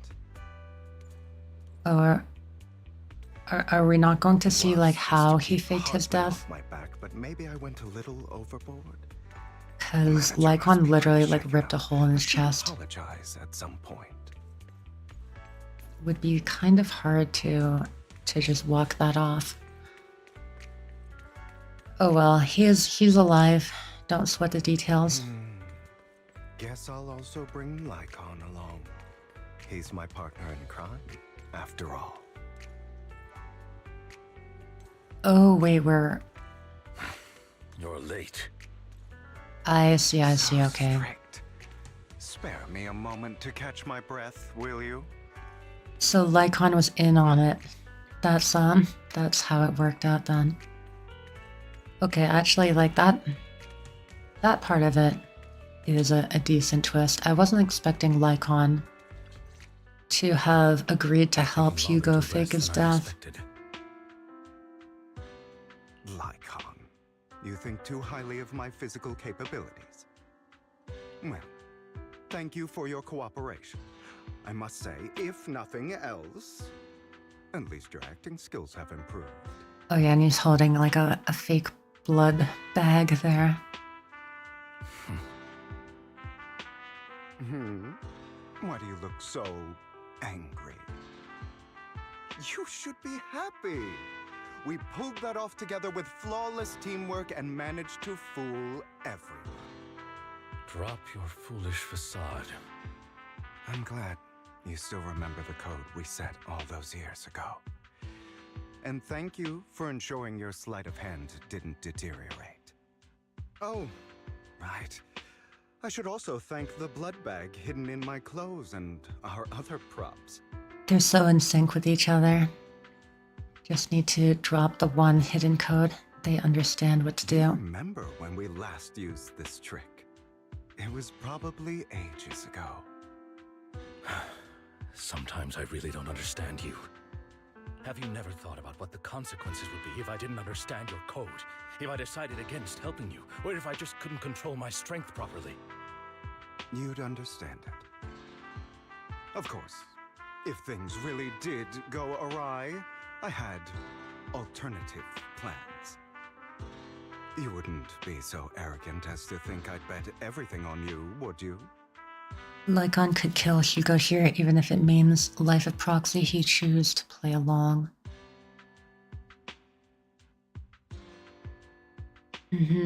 Yeah, I like the trust Hugo had, though. You're insane. Aw, I'm flattered. So what exactly is the purpose behind all this? Surely after going to such great lengths to erase your own existence, you don't just plan to hide here and reminisce about the past with me. Don't try to brush this off. I've already helped you enact your plan. Tell me the truth. Don't get your tail in a twist. I have more plans that require your assistance, so naturally I would not hide anything from you. Simply put, as things stand, whether as Hugo Vlad or as Mockingbird, I am doomed to die. It's always the crazy ones in this story. Yeah, I do like how Hugo is, like, pretty morally gray. I mean, I'm sure in this story they'll do more to make him seem like an objectively good person, because that's how it always goes for playable characters. But still, he's like, obviously he wants to, like, do good, but his methods are very questionable and stuff. Seems you've made quite a few I like how dramatic he is, too. As a member of the Ravenlock family, I negotiated with Edmund and managed to obtain resources from Tops for my future plans. I also confirmed what attitude they held toward your master, the Mayflower family. Meanwhile, I used my identity in Mockingbird to strike a deal with Hartman and gather information on their collaboration with the remnants of the Exaltists. That's where I got my intel on what Bringer left. After seeing Anaxa and HSR, I think craziness got a new definition. Oh yeah, Anaxa too was like super over the top and yeah, pretty crazy. I also like Anaxa, although yeah, I didn't pull for him either, but I do quite like him in the story and just yeah, how unabashedly extra he is with everything. Oh, by the way, the crime declaration letter that your dear mayor received, that was also sent by yours truly. You watched the 3.3 HSR trailer? I did not because, yeah, I avoid the trailers that they show in the live stream because I find that they use so much footage from like the cutscenes and stuff that it ends up spoiling what's going to happen in the story. Cause yeah, like especially in Star Rail where the cutscenes are like very sparse. So yeah, I much prefer to see them for the first time in game rather than yeah, like seeing them in the trailer and then just coming to expect those scenes. He's probably figured that out. So yeah, if there is something that's like, oh my god, that's going to happen, please don't tell me. I would like to go in completely blind, if possible. The mayor learned about the sacrifice attacks through his own means, but lacked an opportunity to take action. That warning letter was precisely what he needed. Well, yeah, I won't spoil anything, but the new story is going to set a new milestone for HSR for real. Oh, cool. Yeah, I am enjoying, I'm enjoying the Amphoria story. Not quite as much as Penacony, but also because it's going to be so much longer. I am also, like, obviously not judging it like it's finished already. And yeah, I do like the direction that they're headed with it, with the previous, like, cycles and stuff, and the flame chasers turning into the new Titans. I think that was a very interesting lore drop from this patch. And yeah, obviously Finan is like sus as hell. Sorry, spoilers for anyone who hasn't like played Star Rail's current patch story. But like, he's I already know that he's going to turn into the Flame Reaver. I actually kind of called it as soon as I saw the Flame Reaver, to be honest, because they have similar looking pants. At first it was a bit of a crackpot theory. But yeah, the more I thought about it, the more it made sense. And also they're both left-handed, and yeah.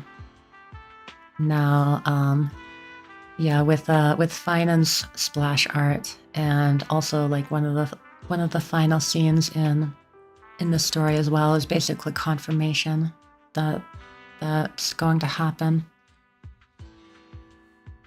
Well, Penacony I did only for Firefly. Oh yeah, Firefly. I like Firefly quite a lot, yeah. I like her backstory and stuff. But yeah, so for Amphorius, I'm sort of expecting something to do with like time travel, as well as the previous cycles and stuff. Or I guess actually, yeah, Flame Reaver could possibly be Finan from a previous cycle, but I don't know, I'll have to think more on that. Either time travel or something like to do with that. Finan splash art remind me of Sunday, to be honest. Yeah, honestly, when we first saw the Amphorius trailer, I thought that Finan was straight up Sunday at first glance. And then only on like the second or third viewing, I was like, oh wait, that's a different person. They do look pretty similar. In short, I'm more well-informed than your lot because I get around, dealing with all these different important figures. Long lost brother, yeah, exactly. But of course, it comes at a cost, it's only fair. After all, you can't hide the smoke from a wildfire. Rather than trying to carefully tame it and risk setting yourself alight, it's better to let it burn free. When I helped you put on your little act, killing you in front of everyone, you left the sacrifice core to Hartman. That was intentional too, then? Was the fake sacrifice core? Oh, yes, and it worked like a charm, didn't it? Now no one cares for me anymore, and all eyes are on Hartman. A perfect situation for keeping the Ravenlock family in check while dealing a cutting blow to the Exaltists behind them. Another crucial point is Vivian and Phaethon. I must sever any ties they have with me or Mockingbird. Although I feel bad for Phaethon about what happened, but it had to be done. That's the only way they would be safe, allowing the plan to continue.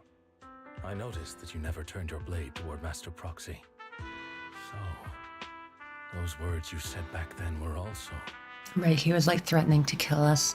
I will bloody my hands. I will carry the weight of my sins. I will become the abyss. Obviously, it was all an act. My acting has always been impeccable, as you know. Hugo, you're taking such a tremendous risk. Why? Would you believe me if I said it's for justice? But unfortunately, it's not. I want revenge on the Ravenlock family. And I will make sure that despicable excuse for a human being, Hartman, suffers a slow, torturous end. Damn. This is becoming interesting by every line he says. Yeah, I do really like Hugo, honestly. He's probably, yeah, definitely like my favorite character in this current story. Of course. I also promised Vivian that I would help her investigate the whole thing with the Exaltists. That's all. And yeah, I really like any scenes with both him and Lycon.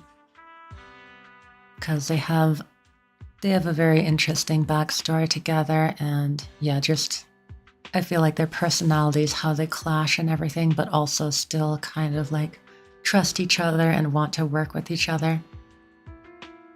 Very good dynamic. You don't look too good. Is it your wounds? The cool duo of the story, yeah, for sure. No. This is the first problem I plan to resolve. Lycon, do you have a place that is sufficiently discreet, quiet, and can take a lot of damage? Well, Lycon going to take Hugo back to his place. Lycon leads Hugo to a small warehouse in Port Elpis. Hugo looks quite pleased with the place. After scanning the area for a moment, he sits down on a chair, pulls out some rope, and ties himself up. Huh? What kinda... What exactly are you doing? What kind of play is this, Hugo? What exactly are you doing? Don't look at me like that. If I didn't have to do this, I wouldn't. Hartman recently obtained a bizarre substance. So he's into that, huh? From those crazy exaltists. After use, it allows control of the victim's mind. To some extent. You were dosed with it. To be more precise, Lycon, I deliberately allowed Hartman to put this drug in my cup to facilitate our previous collaboration. Hugo tells Lycon of what happened in the private suite when he was negotiating with Hartman. The only reason Hartman agreed to work with him was because of this, because he had drugged that red liquid. After that, every time Hugo and Hartman met up, the latter would always add a small dose of that drug into Hugo's cup and then ask questions, attempting to glean information. After finding out about it, I quickly found someone to help analyze its composition. The good news is he gave me a very low dosage, perhaps because he was afraid I might notice. There's a different medication that can delay its onset, preventing me from actually being under his control.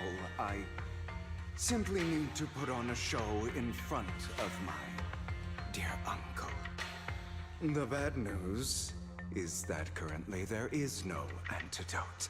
Uh-oh. When I delay those effects, however, they will accumulate and erupt when my body reaches its limit. It may even break my mind. And that's exactly what's happening now. I need to endure those accumulated consequences. I have some cursed thoughts in my head right now. His way to do things are genius plus extreme. Yeah, I really like how much risk he's willing to put himself under and stuff in order to get his revenge. So, very extreme and extra. Room for however long that takes. I've tied my limbs to prevent me from smashing this place or accidentally hurting myself. Anyway, after you leave, do not open this door no matter what you hear. I recommend seeking professional medical assistance. This is advice I received from a doctor.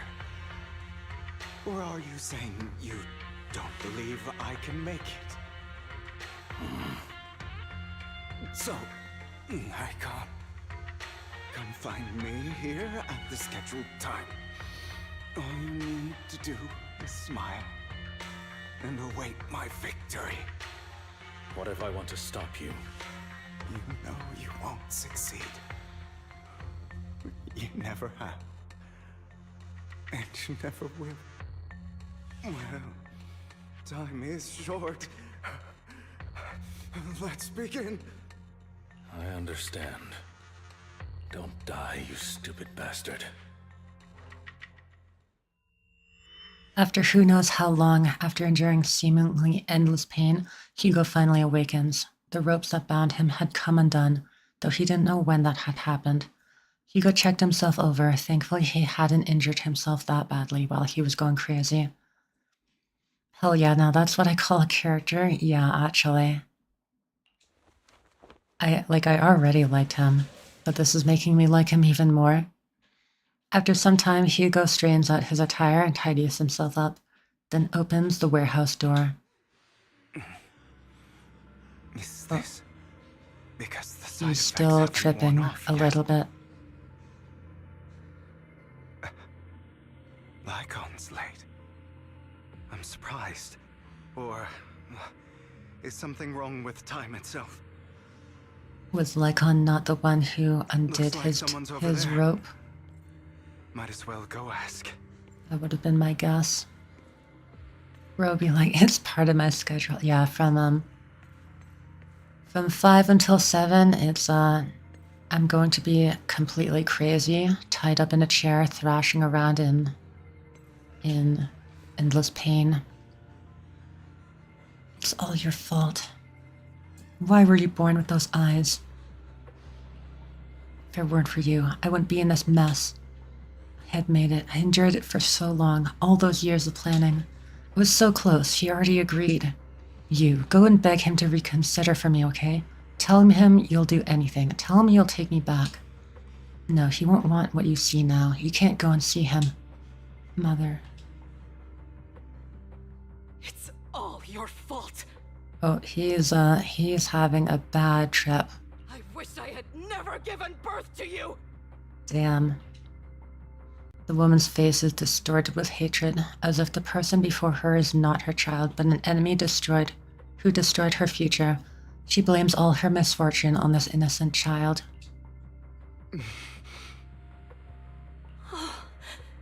Everything will get better if you just die, right?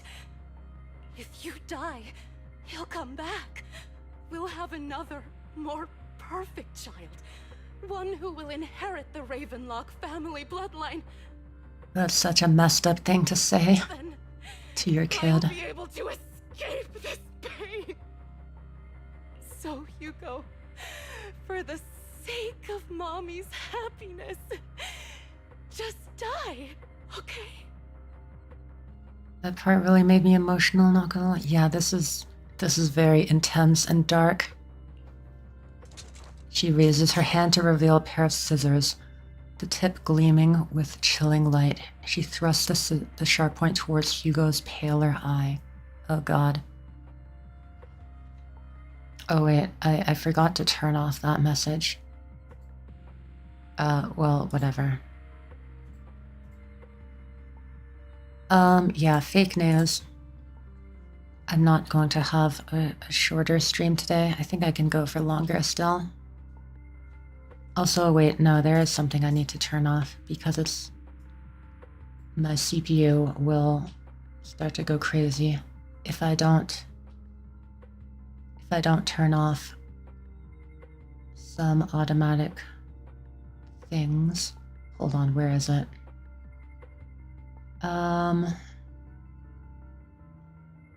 Oh, here we go. Okay, yes, disable those ones.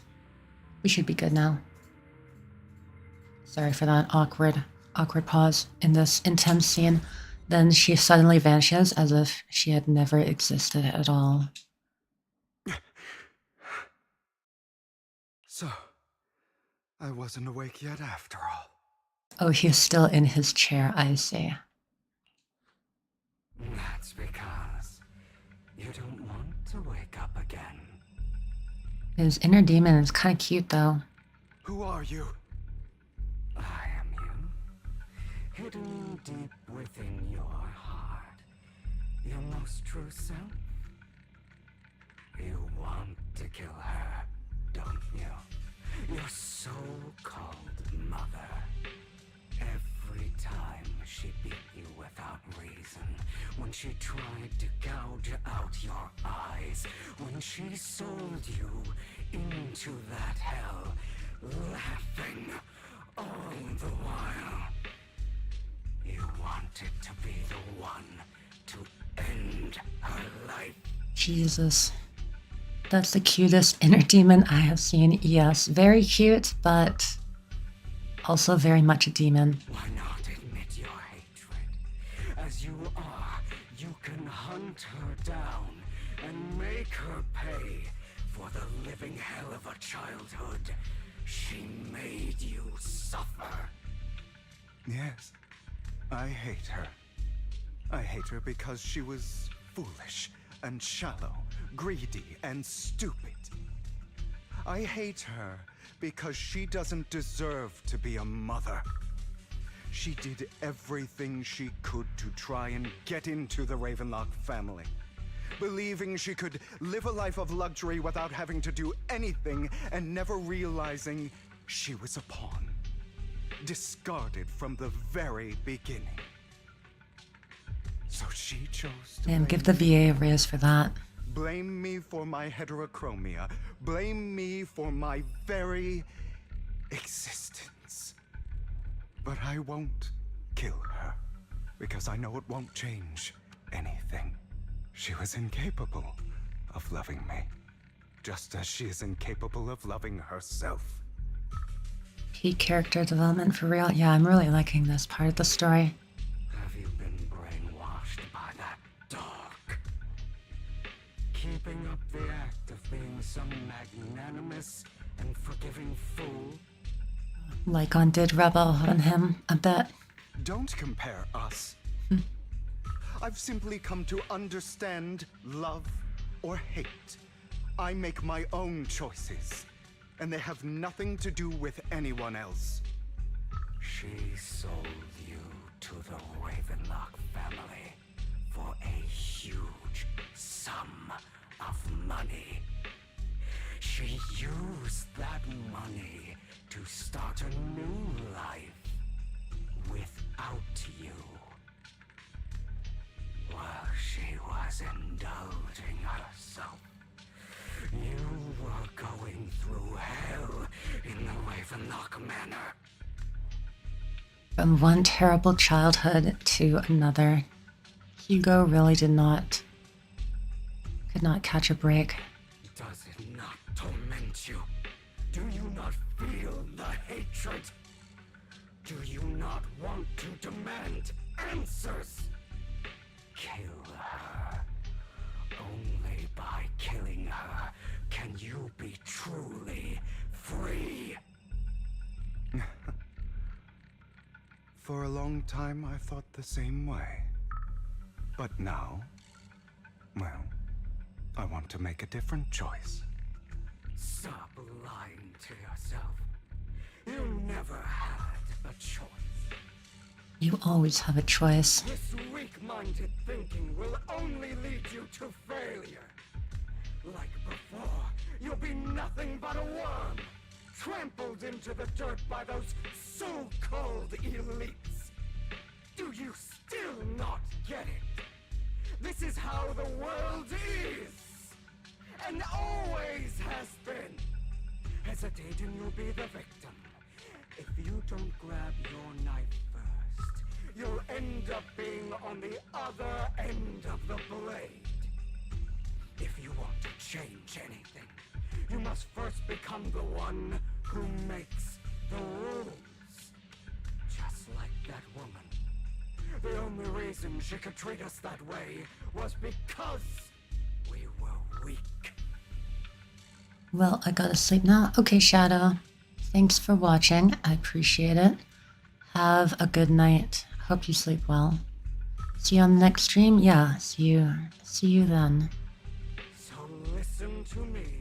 Find that woman, kill her, and prove to this world your strength. It's what she deserves. Why forgive them?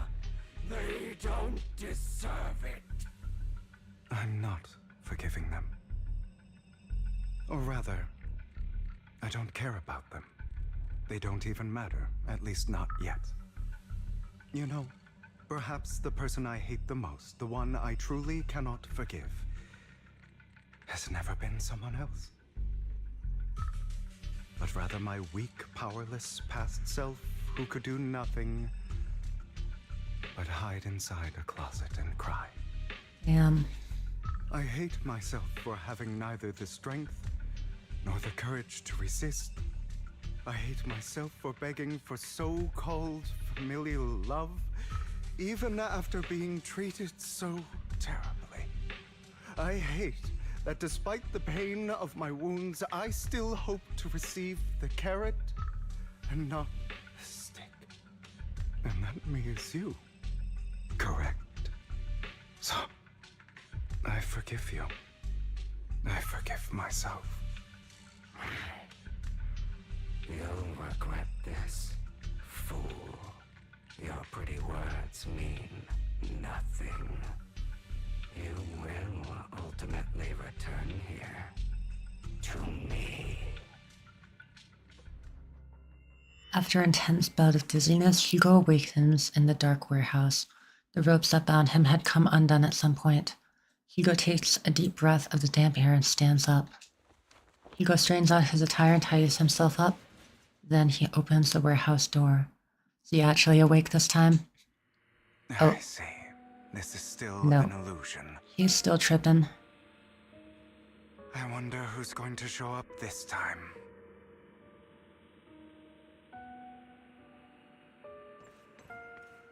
Let's find Serena.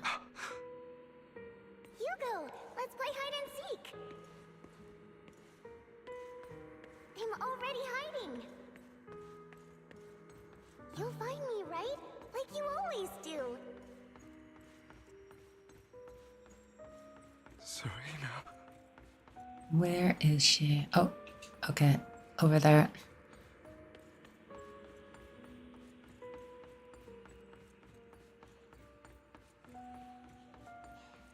You're looking in the wrong place. I found an even better hiding spot this time. She's the person that Any place you showed me. he had to kill, right? They were both in the Ravenlock family. Hey, Hugo. Do you ever wonder why I had to die? Mm-hmm. It was because of me. That's right. It was because of you. It's all your fault. If only you didn't exist, I wouldn't have had to suffer.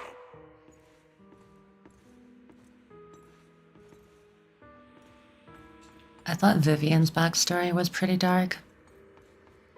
Hugo's is like on a whole new level. He has had it rough.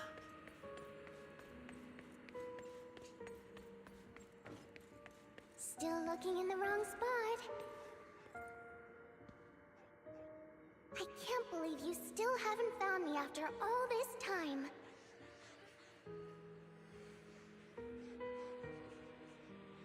Have you forgotten about me? I don't think he can ever forget. I haven't forgotten. It's okay. I'll forgive you. I'll still be nice to you, just like before.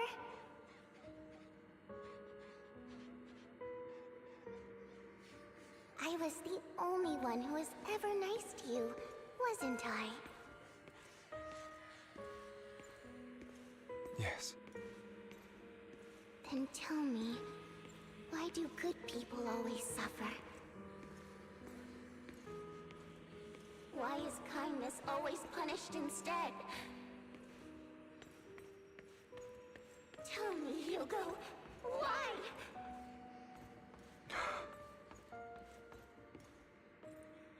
Hugo, are you lost? Yes, I am a Go bit. back the way you came. I left you a surprise there. Not the inner demon again. What a cruel bastard. As expected of a disgusting bastard. Oh wait, these are the servants. Lady Serena was so nice to him, yet he... How does he still have the nerve to stay in this house? They shouldn't have let him in from the start. Filthy lily blood. Curses and insults encircle Hugo, piercing his skin like frozen knives.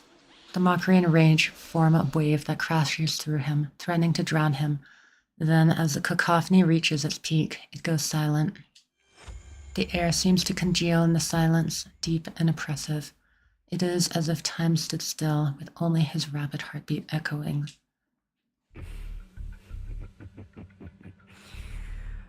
I told you that you would eventually return. We meet again, my friend. I told you, I am you. The side of you that you've always tried to deny existed. Of course. I know. This time it's about Serena. Right? Yes, your half-sister, and the only child in the Ravenlock family who was kind to you. Unfortunately, it was her kindness that led to her untimely death. He still feels guilty about it, I'm sure. It was my fault. I don't like the way you blame yourself, because that means I'm to blame as well. And I don't think I did anything wrong. Your mother sold you to the Ravenlocks. And your father, he saw your talent and wanted to use you to push the other children into competing with each other. My brothers and sisters wanted to get rid of me from the moment they first saw me. In their eyes, you were no more than a slave. But Serena dared to treat you, a slave, as if you were human. And so, she was fated to die. They tried to kill me many times, but I was careful, and they did not succeed. Gaming, welcome in, Samitron. It's good to see you. Yes, we are depression gaming right now. Traumatized childhood gaming. So they killed Serena, who was weaker, an easier target, and pinned everything on you. Serena died in your place. Those cruel brats thought that by reporting this to Father, By the order of the Ten Lords, execute Marastruck! No one missed the Marastruck. Thank you for the redeem, Samitron. Yes, we've got to kill this Mara-struck inner demon here. Get rid of it. Execute it. not only did Father not blame you for the incident, he praised you for it. In this world, only the ruthless, cruel, and merciless can stand at the top. Hugo is clever enough to dodge death traps, still unable to see his only friend will be killed. He is a child, so we can't blame him. Half guilty for me. Yeah, I guess because he didn't directly kill Serena, I guess, is what we're getting here. More so, she was targeted just by associating with him. But he still feels guilty for it. And that's exactly what you managed to live up to, no? You found a perfect opportunity thereafter to catch the ringleader of the group who framed you and almost beat him to death.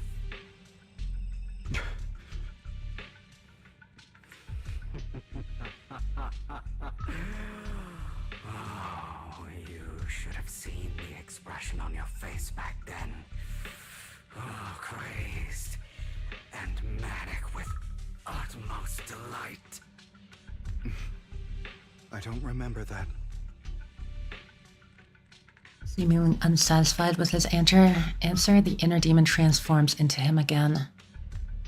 Here you go again. Trying to deny your desires. Got evil Hugo here. Deep down inside, you've always wondered. Asking yourself why these evil people never got the punishment they deserved.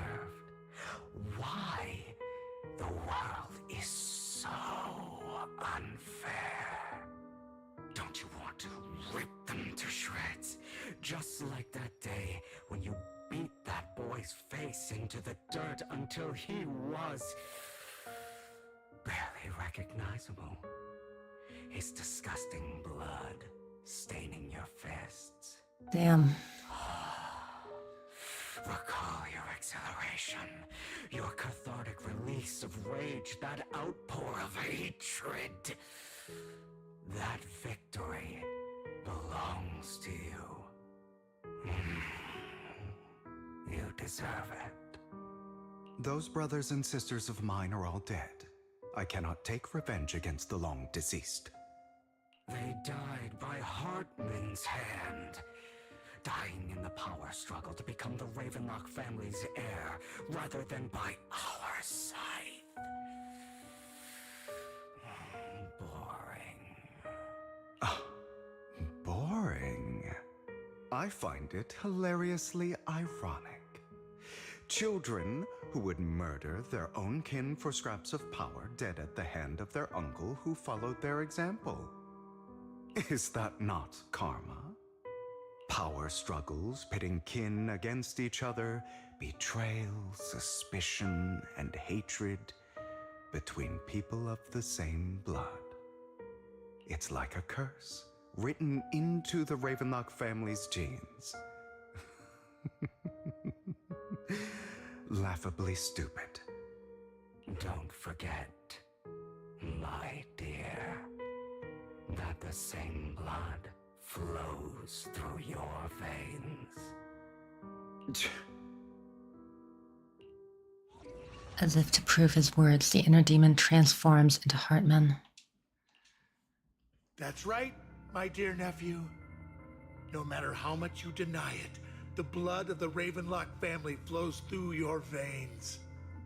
Survival of the fittest. Only the strongest deserve to live. Only the strongest deserve to rule. I do hope that Hartman dies in this story. He is an annoying villain for sure. Path of success that has led the Ravenlock family to victory countless times. A blessing and a curse etched into your flesh and blood. As long as you live, you'll never escape the mark of family. Family? Vin Diesel about to appear? You are destined to one day become someone like me, like your father.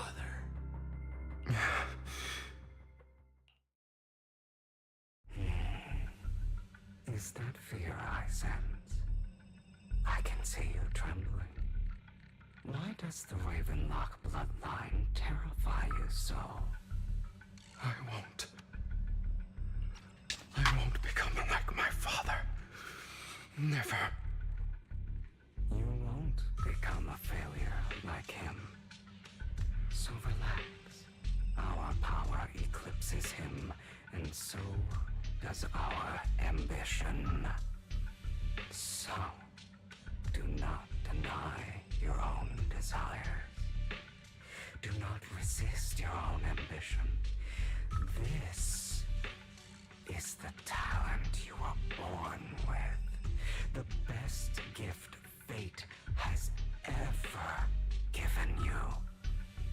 Admit it. Deep within your heart lies a spark, yearning to ignite a raging inferno that will burn everything down. And I am that spark. After an intense bout of dizziness, Hugo awakens in the dark warehouse. The ropes that bound him had come undone at some point. Hugo takes a deep breath of the damp air and stands up. Uh-oh. Is it gonna be another dream, or is he finally awake? Hugo straightens out his attire and tidies himself up. Then he opens the warehouse door. Lycon. Never thought I'd be this genuinely thankful to see you. Aw.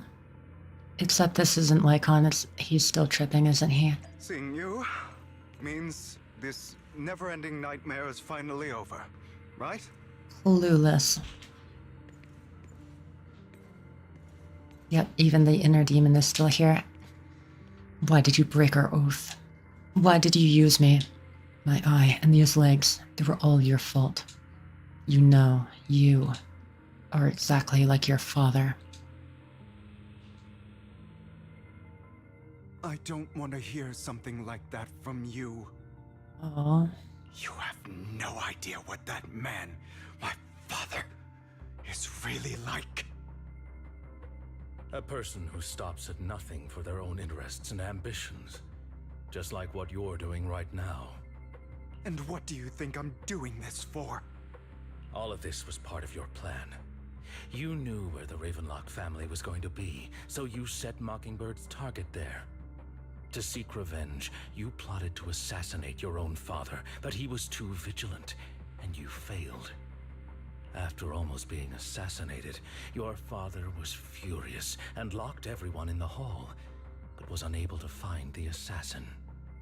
And what a coincidence that a hollow disaster just occurred in the vicinity. So he used it to eliminate all the unfamiliar faces there, turning them into victims of the hollow, an easy feat for the Ravenlock family. That's brutal. So, the one who killed innocents was my father, not me. Right, yes, I remember that. They showed us the scene where he was, over his dead father with also just a room full of bodies. You knew what choice an extremist like him would make. And you used the chaos to once again attempt an assassination. This time you succeeded. You killed your own father at the cost of innocent lives. Admit it, Hugo. You don't care about anyone else. The only thing you care about is your revenge. How is that any different from your father? Enough. I'm tired. I may hate him for betraying me, but he wouldn't say something like that. What? You aren't Lycon. You're Inner demon. the other me, hidden deep within my heart. Hugo takes a deep breath and slowly opens his eyes. Lycon is gone, and in his place is that familiar figure. Without a doubt, he is still within an illusion. I've been waiting for you, my dear. It seems you've already grown accustomed to this place, even turning the tables on me. Just as you said, you are me, and I am you. There's no such thing as having an advantage over oneself. We are ultimately one and the same, forever inseparable. Then you should know what I want to say. When you and Lycon split, you didn't even try to clear up the misunderstanding, didn't deny or argue against what he said. Probably because he hated himself so much. Because you realized that deep down, he was right about you. You just hadn't acted on it yet. Some people live only to bring more suffering into this world. Sometimes, murder is what brings justice back into this world. For that, I must stain these hands in blood. That's right. Just like what you said before you faked your death. Were those words really just an act? Were they an act? Or are you really a super extra chuny? To slay the dragon, you must first become one with sharp claws, rending fangs, and strength enough to destroy anything. You know the truth better than anyone. If you hadn't hesitated and instead seized the first opportunity to kill your father, none of what followed would have happened. Innocent civilians wouldn't have died. Your partner wouldn't have lost an eye and both legs trying to save people. Oh, so that's how. And Mockingbird would have never gotten to that point. That's when Lycon lost his eye and legs. I see, and then Hugo also blames himself for that. Yeah, this might be the one argument that wins over Hugo. You can save more people. Save good people. Save more lives than the evil ones you take. I've spent countless hours in regret over that incident. So why not submit to your true nature? You want to be the judge, jury, and executioner of this world. I'm not Judge Judy and executioner. I wasn't responsible for Father's death. The true mastermind is my uncle, Hartman. His schemes to kill the head of the family were all so he could take control. Mockingbird was simply unlucky enough to get caught up in it. So, for a behemoth like the Ravenlock family, with its roots so deep, a single person's death, regardless of who that person is, wouldn't change anything. Of course, whether it's Tops, the Mayflower family, or even the entire world, it's actually all the same. I refuse to be dragged down by pointless hatred any longer. Lycon rushed the Hollow to save people's lives. He made this decision himself. It's why Lycon never makes a scene about it, also showing the mature side of Lycon. I see, yeah. Yeah, I don't think Lycon would blame Hugo for that, but Hugo might still blame himself for indirectly being somewhat responsible. You foolish, stubborn idiot. Do you understand the power of hatred? Have we not come this far precisely because of it? Yeah, before I was a bit unsure of like the timeline of when Lycon lost his eye and legs, so I'm happy to learn that it was also at this one singular incident. Or are you going to follow Lycon and Jack's twisted logic?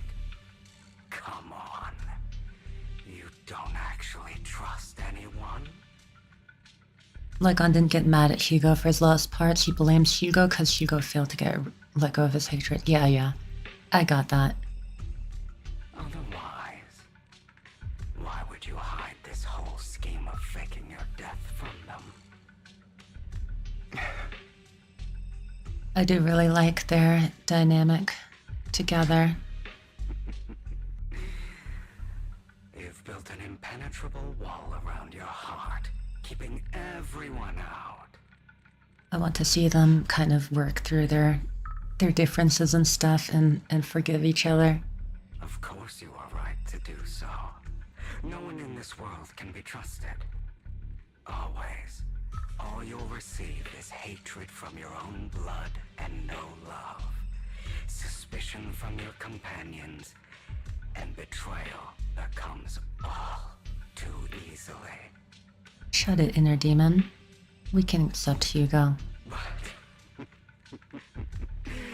The most ridiculous thing is that you want them to trust you. You stay silent and long for them to notice your suffering. You yearn for your companion's understanding and trust. Idiot. That's why you are incapable of exploiting them for your own ends. You care about their safety even more than your own. But remember, only the weak need companions. That's a pretty messed up view. And we are children born from hatred. We are different from them. I will never be like them. And I don't need to be. Come. Let me show you what powers we can wield. But you are me. And I'll never lose to myself. Oh, are we gonna fight our demons?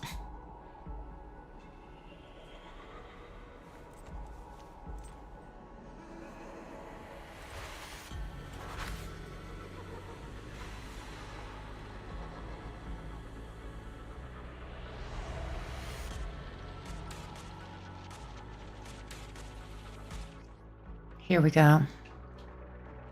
Think about all the injustice you've suffered. If you choose to forgive, you'll betray yourself. You know that. Letting you consume me would be the real betrayal to myself.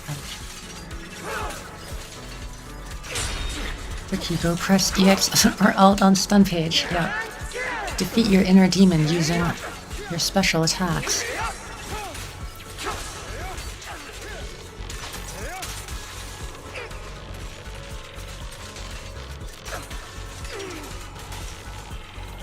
Trying to run. You're just afraid to admit it. I'm mistiming some of my dodges.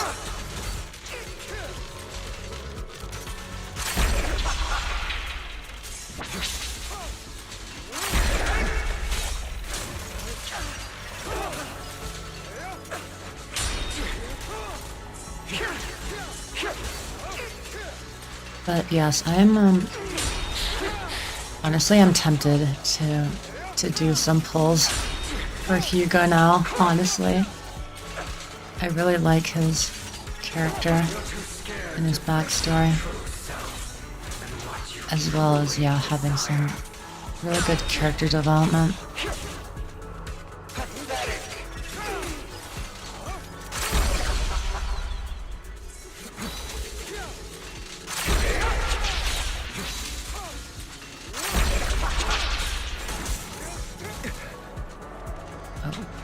I messed that up.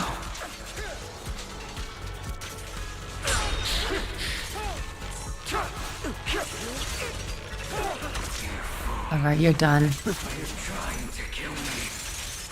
You think you can just get rid of me?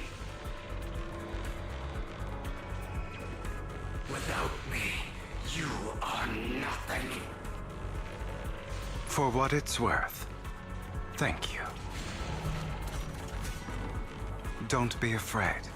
You and I are inseparable. You're part of me, just as I am part of you.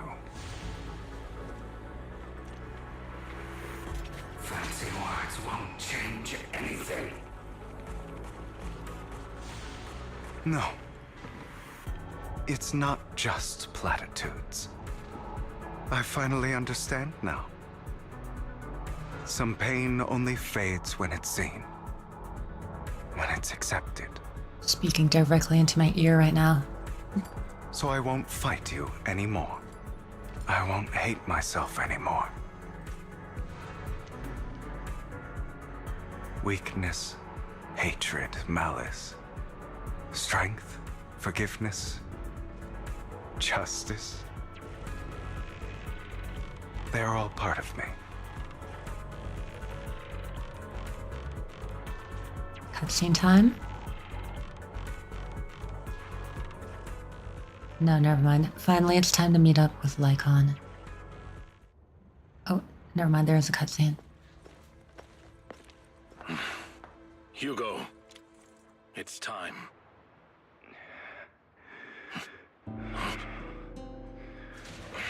Oh, he's worried. Hugo.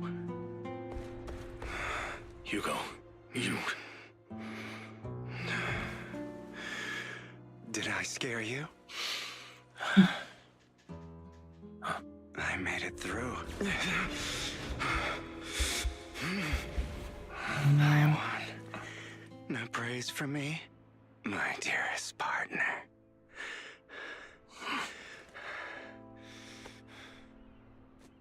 Give him a big kiss. I mean, what? You won't fight to yourself? Celada's voice as well. It's not that easy, buddy.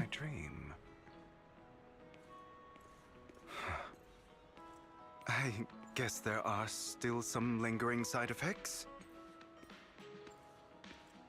He has had a rough few hours.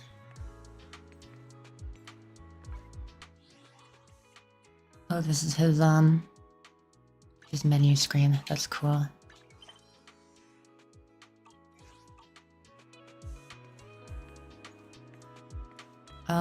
Yeah, okay, let's keep going. My former partner. You're still as punctual as ever. Are you sure you're fully recovered? How about we fight? And I'll show you how recovered I am. I refuse to fight someone who is in need of medical attention. Lycon falls silent for a moment and eventually hands over a coin. No, looking at the packaging, it's not a coin but a familiar chocolate.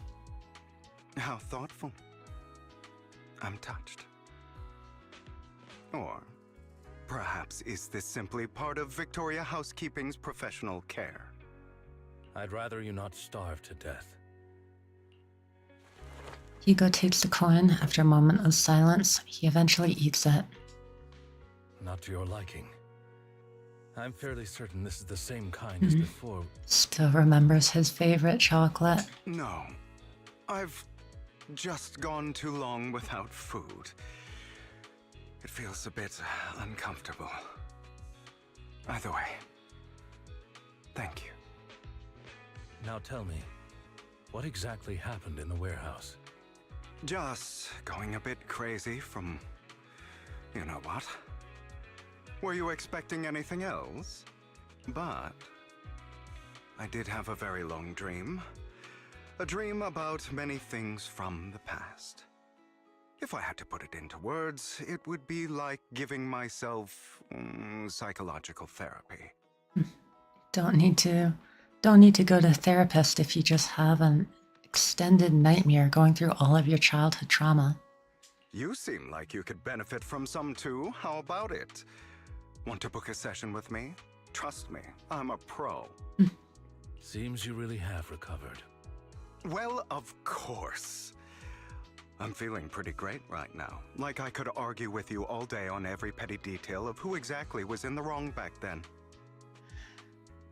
That's definitely one way to judge how good you I are. wanted to ask, what you said about Mockingbird before, when you faked your death, was that part of the act? You mean the part about how Mockingbird has never really changed anything or saved anyone. I didn't expect you to still be so hung up on this. Interesting. After all, it was you who chose to betray Mockingbird. Just as I said before, I never considered Mockingbird a failure. Perhaps Mockingbird deviated from its origins, but it has its value. You shouldn't reject the things you've done. Or Mockingbird. I have contemplated this before. Yes, Mockingbird has helped some people and has genuinely managed to cause trouble for those who abuse their positions of power for evil. Yet those in high positions still possess immense resources, and the people we helped remain destitute and suffering. willing to become slaves to those in power for scraps. But just as you said, even if what we did was childishly idealistic and flawed, as little as we actually achieved, even the slightest change is by no means meaningless. Nothing holds more value to me than Mockingbird. Hugo stares out at the ocean. A gentle breeze lifts his golden locks. The sunlight glances off both his eyes. All right, let's catch up later. I still have things to do and need to wrap up my plan. I thought you would rest up first. As much as I would prefer that. My dear uncle and the Exaltus fanatics likely would not give me such an opportunity. I completely forgot that this is all happening, like, in the past. And yeah, we already saw Hugo in the present say this from Hartman. If all has gone to plan, the fish will have taken the bait already. And if everything goes very well, I'll soon have solid evidence of the Ravenlock family's crimes. Well then, thank you for your assistance, former partner. Let's part ways here. I'll go with you. Lycon, surely you don't think that because I just recovered, I'm too weak to deal with those useless fools. Hartman's actions will disturb the safety of New Eridu. As I serve the mayor, I should intervene. Very well, whatever. Let's go. And don't slow me down. Before that, don't you have something to tell me? What do you mean? Don't play coy with me. I know you're not spilling your whole plan. So you kicked things off by approaching Edmund from the top's big shots. How did you manage to sweet-talk him? I am a bit of an illegitimate child, but I still have that Ravenlock family blood running through my veins. Funny enough, this Lord Edmund thinks direct lineage is way more noble than the side branches, which is absolutely laughable. So I played his arrogance to my advantage. And let's be real, I had some juicy intel to swap with those high rulers. That's Mockingbird's secret, so I can't let any outsiders in on it. ... Was the sacrifice core from the mayor's lab your handiwork too? You could say that. The security there is no joke, so I had to leverage Tops for some extra intel. After all, as you know, they've got plenty of moles planted next to your mayor. And it was you who threw the sacrifice core up for auction to lure in the Exaltus. You knew they'd all be over it. Yup, I embedded the sacrifice core right into the robe of heroes. They actually matched pretty nicely, don't you think? Classic you. I heard that after the auction they found a stash of counterfeit Denny's. Feel free to take wild guesses, but honestly I think those Denny's would rather be out in the wild than sitting in those hoity-toity accounts. Hoity-toity. Then you found Hartman and talked him into a partnership, getting your hands on more intel on the sacrifice and the Exaltus. After that you shot that crime warning letter to the mayor, giving the city a legit reason to spring into action. Yep, that was spot on. Look at you, real genius over here. In the end, you faked your own death to pull yourself out of the mess. You used the whole show to redirect everyone's attention to Hartman and the Ravenlocks, keeping the Exaltus on their toes. Hold on a sec. That's where all this is. If that's all there is, why did you let Hartman slip you the drug? I mean, you'd have a way to dodge that kind of thing. ... Lycon, I've got something I've been keeping under wraps. Actually, I've teamed up with your beloved mayor. What? When it comes to stopping the Exaltus, the mayor and I are on the same wavelength, so we can totally collaborate. That is surprising, actually, that he would put aside his hatred for the government and stuff. What you should be wondering is why he didn't clue you in on this. ... The mayor must have his own reasons. If you can convince yourself of that, the more power to you. Just know that if you ever want to swing back to Mockingbird, you can come beg me. I'll make sure to turn you down gracefully. Dot, dot, dot. Alright. Alright. Enough chit chat. We've got bigger things to deal with. What I'm dealing with is struggling to read sentences. But here we go. I'm sure you've heard about the power duo. from companies under the Ravenlock family. Back working together. We love to see it. Those are Ravenlock's men. The workers with them are the victims who were tricked into going into the Hollow. Say no more. God, I'm playing terribly.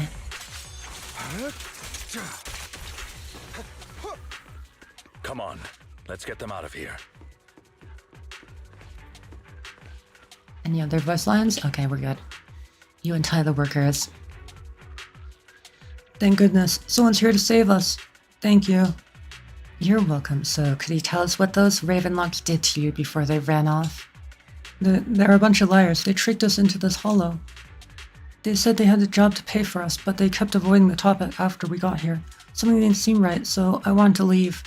But then they showed the true colors. They tied us all up and told us they were going to ship us off somewhere. They didn't make you take any weird medicine, did they? Medicine? No, but it wasn't just us they tricked. Another group went that way. I see. Here, take this carrot. There's an exit nearby. You should get out of here as soon as possible. I can't thank you enough. Let's go, Hugo. We must save the rest of them. You sure are eager. Alright. We continue onwards. Annoying as hell. Kill them! We aren't just any nobodies. You're welcome to try. Oh God.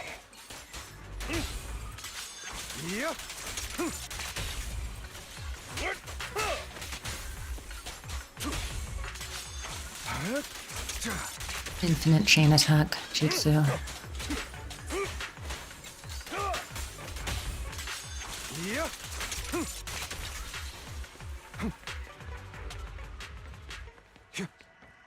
More workers here. And quite a lot of them. Ooh, chest.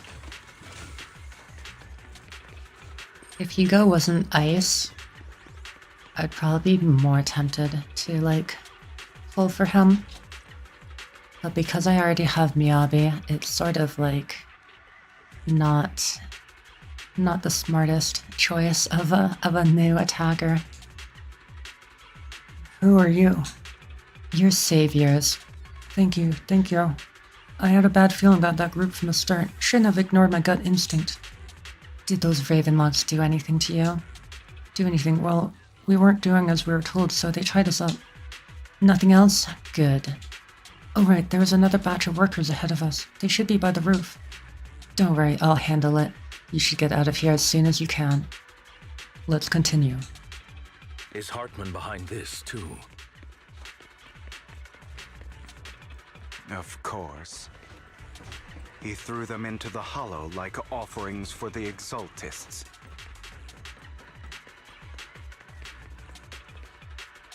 Oh, I probably skipped a voice line. There's more over there. Let's hurry. It's different this time.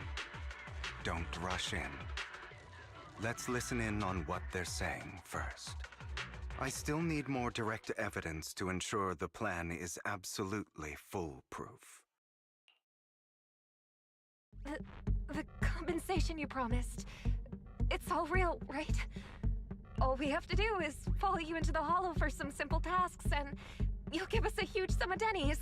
It sounds real suspicious. That's because it is real suspicious. Shut your trap. You keep yapping and asking questions. If this is all so suspicious, why were you so eager to sign up for it? Because I don't have a choice. My daughter was previously caught in the Hollow disaster and suffered severe corruption. The treatment costs have completely drained our family's savings. So that's why... Damn, too real. It's the same for me. A serious illness at a senior age. I need the money. Who would risk taking a job like this unless they were desperate? I'll do it. No matter how suspicious. As long as I can get paid, I'll do anything. Even risk my life.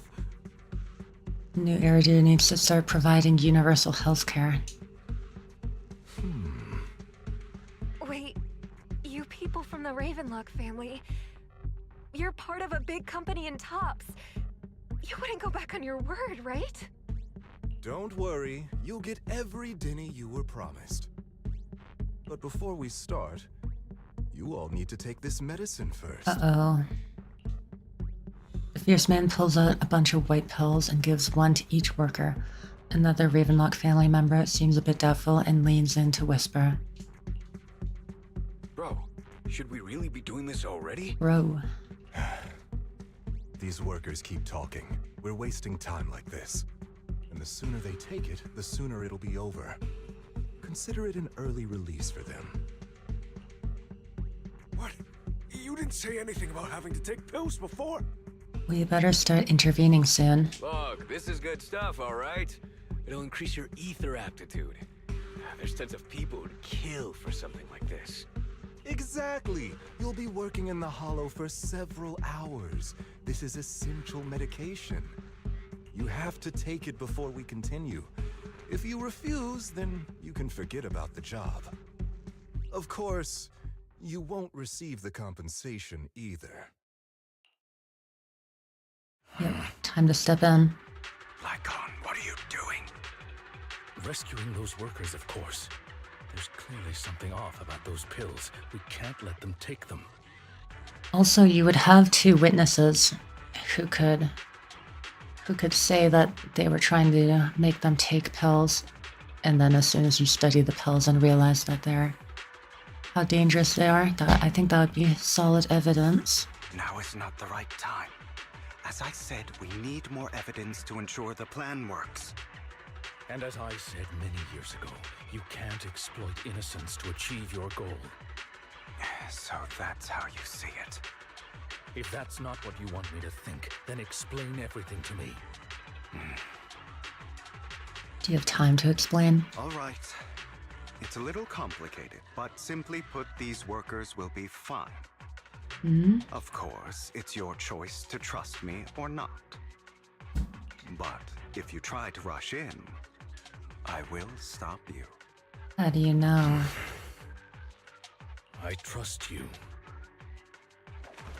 Meanwhile, the workers have also made their decision, except for the talkative worker. Most of them have already swallowed the pills. That's when the arrogant Ravenlock family members finally reveals his true nature, saying, "You think I'd let you run?" while forcibly shoving the pill into the workers' mouths. Oh god. After clearly capturing everything, Hugo lets out a sigh of relief. Okay, so he's filming it. All right. That's the evidence. Now we can go and beat them into the ground as much as you want. Don't forget, you owe me an explanation. I guess as long as they don't go into the Hollow, they'll hopefully be fine. Also, don't overdo it and kill them, even if they're the worst of the Ravenlock family. All right, Your Holiness, Saint Lycon. Oh, we actually like fighting side by side with like an NPC. That's cool. Take a guess? Yeah, beat on this guy. Stop you.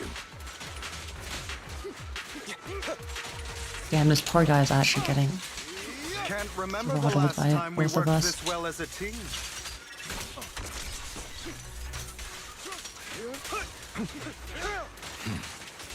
Your legs? How are they feeling? I'm fine. He's To worried. be honest, I think I prefer the way you used to fight. The end is nigh. You had a lot more aggression. Repent. I've merely... I knew I shouldn't have killed it so fast. I was literally just thinking like, oh, I'm about to cut off their voice lines, aren't I? Damn it. God damn it!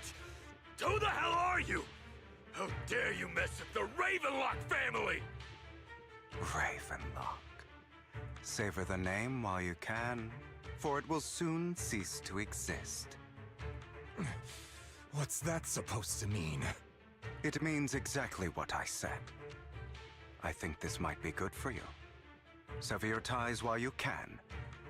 You still have a chance to walk your own path. The family's honor comes above all else. Is that really what you think? I saw the compassion on your face just now. You're not from the main family, right? That's why you were assigned to these trivial tasks. But in reality, there's no need for you to keep playing this boring game for them. I don't have a choice. From the moment I was born into the Ravenlock family, You can escape. You always have a choice, if you're willing to act. All right, let's end the small talk here. Hugo delivers a swift chop to the back of the necks of the Ravenlock family members. Classic. Don't worry, like Chop to knock them out. them too hard, just enough to keep them quiet. How's that? My acting's pretty good, right? Oh, she's working with Hugo. As always, a certain someone should take some lessons from you. I'll leave the rest to you then. Okie dokie. The workers carry the Ravenlock family members away. Now only Lycon and Hugo remain. Okay, now can you tell me exactly what's going on here? As you can see, that worker just now was actually an informant of mine. The pills were swapped out with vitamin tablets. Outside of this batch, some workers have already taken the actual substance Hartman has. But rest assured, the antidote for it is already in development. I found the best in the field to help, and with the data I collected before, we should have results soon. I wanted to ask. The reason you decided to lock yourself in a room and endure the effects of the drug. It's just to test it out. Besides getting evidence, it was also to collect data on this drug in order to create an antidote, correct? Damn, he is hardcore. It seems you're not completely beyond hope. I thought you were just being stubborn. Sometimes I wonder if you know me at all. Then I have one last question. Why did you never tell me any of this back then? The truth is, I heard everything. That entire conversation between you and Jack. Oh, when Jack said that Hugo has like a darkness in him, Lycon will have to stop him one day. Before he passed away in that small attic. When Jack called you aside and gave you those warnings. Mm-hmm. When he told me you might go down the wrong path. That's right. You never said anything. What would I even do? Scream and rage over your suspicions, or get on my knees and beg for you to trust me? You know there's no way I'd allow myself to do such a thing. Besides, back then, even I was confused about myself. Jack, he... It's all in the past. You don't need to explain anything to me. Enough. We should get going. If we're going to reminisce over the past, we should find a more suitable location. They're slowly reconciling. After leaving the hollow, the two arrive at a place with nice scenery. Lycon? That incident back then. I didn't do it. It was a scheme Hartman devised to take over the family. It was Hartman who killed my father, too. I only discovered the truth long after the fact. I did indeed attack my father, and I thought he was dead. But he wasn't. I couldn't kill him. And even before that, if I hadn't hesitated, none of what followed would have happened. Not gonna lie, I'm a little disappointed that he didn't actually kill his dad, because I thought that was an interesting part of his character. that he would let himself go down that dark path for a moment, and it was always a question of if he would do it again. Even now, I still think they deserve death. But no, I guess even back then, he was never truly a bad guy. Damn you, Hoyo. But I no longer care to personally deliver that fate. They're beneath me. And I have more important things to do. Oh well, I still like his character at the end of the day. I know we may never agree on that point, Lycon. I once wanted to fight against those ugly truths that defined me, but I discovered that the more I rejected them, the more painful it became. So I could only accept that crazed, hateful, and malicious side of myself. As long as I know I will never become like my father, like Hartman, that is enough for me. You've changed, but I think that might be a good thing. Don't patronize me. You've changed a lot too, compared to before. I still disagree with Jack's words, and I won't forgive your betrayal. I will walk the path I believe is right, even if I must tread over thorns and through the mud. But I will also allow you to walk your own path, Lycon. Should I say thank you? You're welcome. Come to think of it, we haven't talked about your legs and eye. It was just an accident, not your fault. I'm doing well now. I hope you are too. Oh no, an ad is starting. That's not good. Oh, thank you for the hydrate, Skiv. I will take a drink of tea while there is an ad going right now.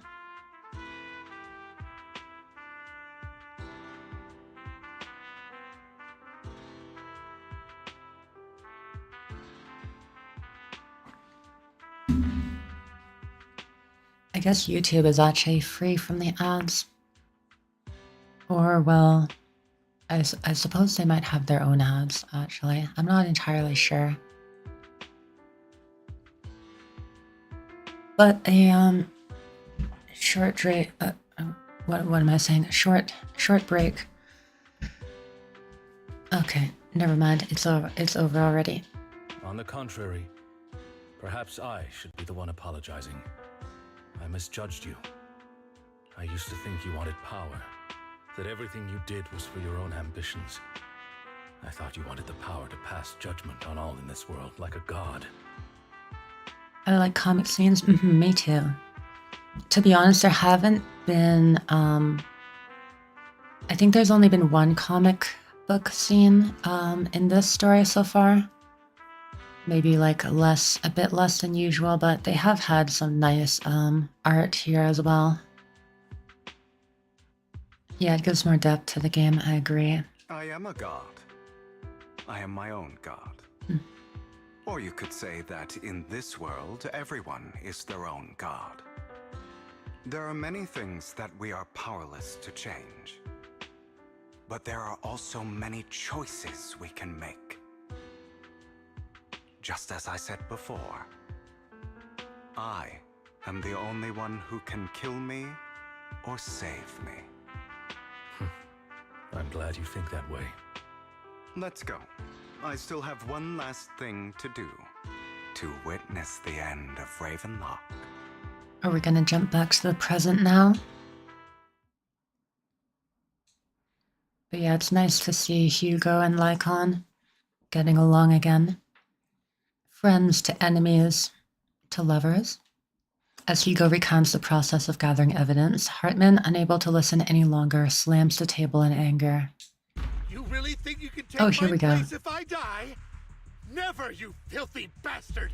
Speaking of comic book scenes. Your little tricks mean nothing.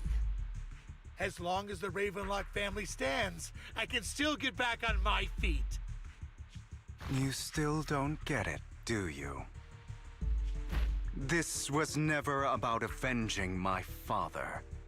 And I don't care about taking your place. I didn't come this far just to kill you. That'd be pathetic. Right on cue. Why don't you take a look at this, Uncle? On behalf of TOPS, I'd like to clarify that we had no involvement in the Ravenlock family's actions.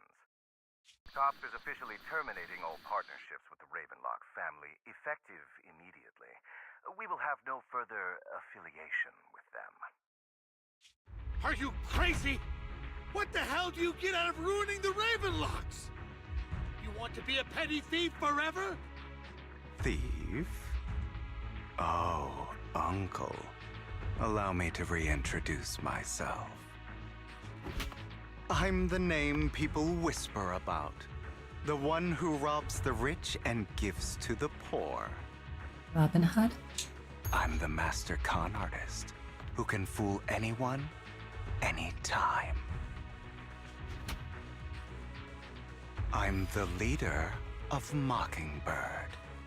The one who turns every headline into my own stage. How many times do you think he's practiced these lines? I have friends who'd catch me if I fall, partners who'd shed tears for me, and allies who always have my back.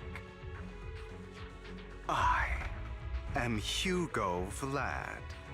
It's nice that he's learning to trust his companions more. You're the one who needs the Ravenlock name. I never did. You ungrateful bastard! You should have never been born. You flatter me. Same goes for you, Uncle. You leave the Ravenlock Manor on Hugo's speedboat. After reaching Port Elpis, you all wait for Lycon to arrive. You've done well, Vivian. You had better give me an explanation. And here I thought this would be a touching reunion. What's with all the anger? Hugo, I'm a member of Mockingbird too. And I mourned your death. Listen, Vivian. I don't want you or the people you cherish to get caught up in danger because of me. But you're still showing yourself now, which kind of undoes all of that. So I don't hesitate to use you all as variables in my plans. But it is because I am selfish that I also don't want my failures to affect my treasured companions. In any case, if you were in the same position, would you not make the same decisions? Lycon's taking care of everything outside. We should go. Also, Belle, thank you. And I'm sorry for the whole act where I threatened you. It was the only way for Hartman to drop his guard against you and leave you be.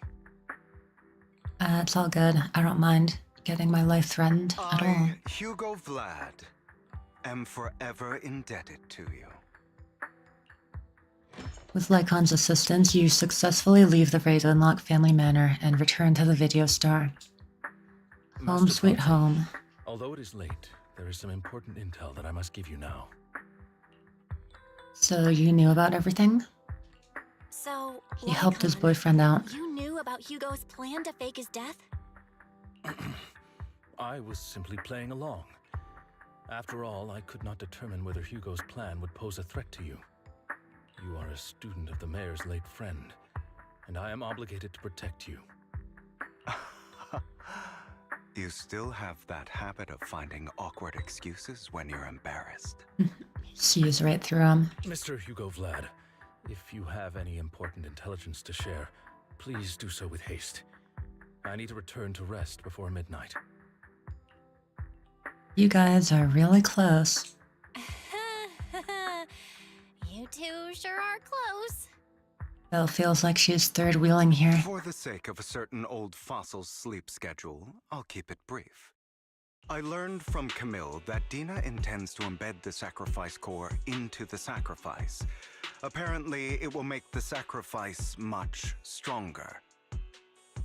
Oh. Sacrifices created this way will not retain their minds and will indiscriminately attack all living beings, including their creator. We still don't know exactly what happened to the real sacrifice core, do we? So the Exaltists don't do this. It would bring them no benefit. But Dina's concoction can control people's minds. If a person takes the pill and is injected with the serum Landon left behind, the sacrifice would be under its creator's control.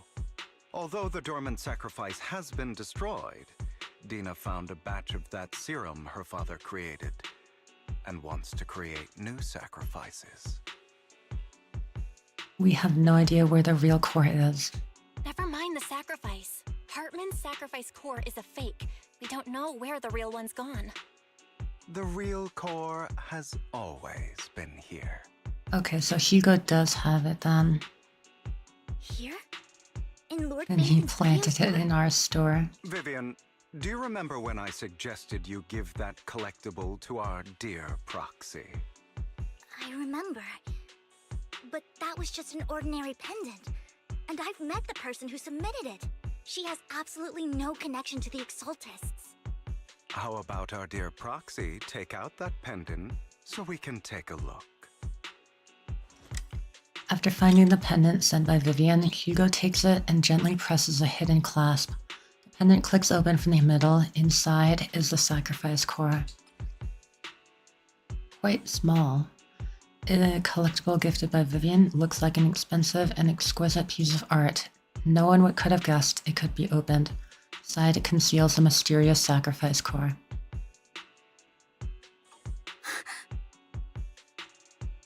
Exclamation mark. I'll take your surprised expressions as a compliment for my little trick. I will hand over this core to the mayor as agreed. Since he fulfilled his promise to protect Vivian and the manager while I was pretending to be dead, I won't go back on my promises. No wonder the mayor would promote rhetoric favorable to Mockingbird. I can't believe I thought he was actually being sincere. We don't need to worry about the sacrifice core now. Since we have the sacrifice core, all we have to do now is stop Dina from using innocent people to make more sacrifices. Yes, and we need to destroy the last batch of Landon's serum. Hopefully with no options left, Dina will give up her obsession. All right, that's the important stuff. I'm going to go and confirm where Landon's serum's been stashed. I'll contact you again once I have something. What's wrong, Lycon? Or wait, this is Hugo. What's wrong, Lycon? Weren't you in a rush to get back and rest? You act like you're gonna turn into a werewolf after midnight or something. How are you feeling now? Relax, I'm not kicking the bucket just yet. Well, you look a bit more run down than before. Just getting over something nasty, that's all. Risking your neck like that wasn't exactly smart. Maybe you should have... Lycon, remember when I said back when I faked my death? For a permanent and absolute victory, we must endure the pain of cutting away rotten flesh and persevere through the darkest hour before dawn. Not wrong, sure, but it was arrogant enough. Instead of playing God and picking who lives or dies, I'd rather just do what I can do. Because at the end of the day, a person can only shape their own destiny, nothing more.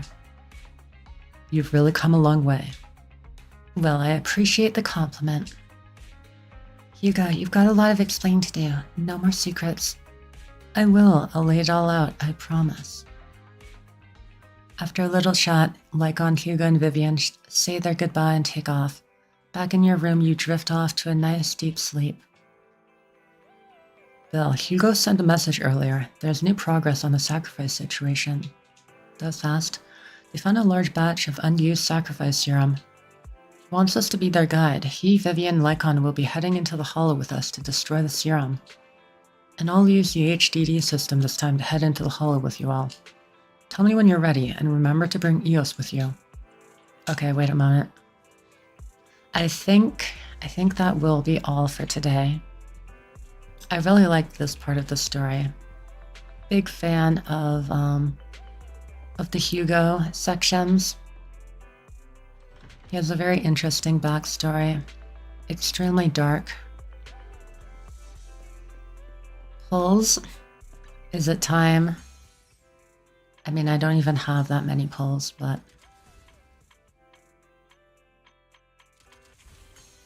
Alright. Alright, Hugo. Forgive me for stealing the moonlight. It's time. It's time with just one 10 pull. What is that Bang calls? You know. Just 238, that's all. Yeah, I'm just holding on to them, because there isn't really a Bang Boo that I desperately need right now. Don't worry about it. But here we go. 110 pull is all I need. About to steal Hugo. Okay, never mind. Pulls. Welcome in, show.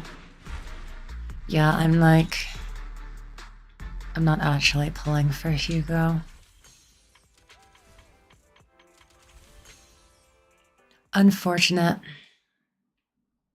We did not get extremely lucky. Oh, I thought I was at 0 pity, but I'm actually, wait, how deep am I? Huh?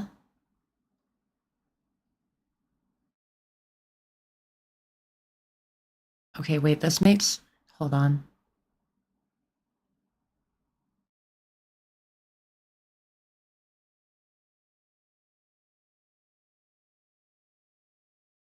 Am I like one away from pity or something?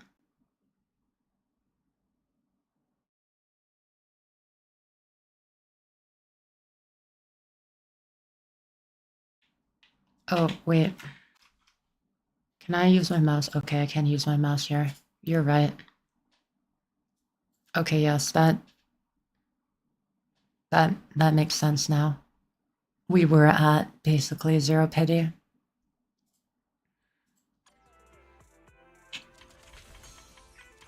But yeah, I think I am going to end now. Right, yeah, I guess I never mentioned actually, while I was like not streaming ZZZ for a while, I ended up trying to get a light cone, or not a light cone, a W engine. Wait, whose was it? It was Triggers actually. I tried to get Triggers W engine and ended up losing the 75-25, which really sucks. And it was like at pity too, so yeah, kind of wasted all of my pulls at the time. For all for nothing. So that is why I am pretty broke right now on pulls. I'm thinking that because now I have a guarantee on W engine, I might go for Miyabi's engine when she gets a rerun. I think she's coming back in like 2.0, right? Or soon after 2.0. So yeah, I'm thinking I will probably pull for her weapon.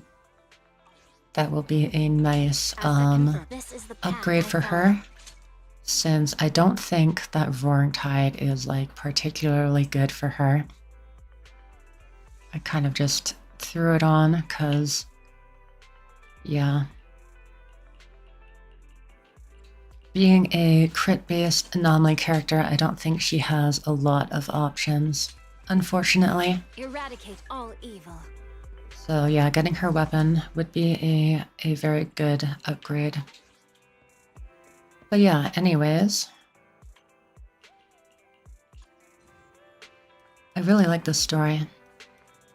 Especially, yeah, this part of it with Hugo and everything. I do really like Hugo. Although I am disappointed that he didn't actually kill his father.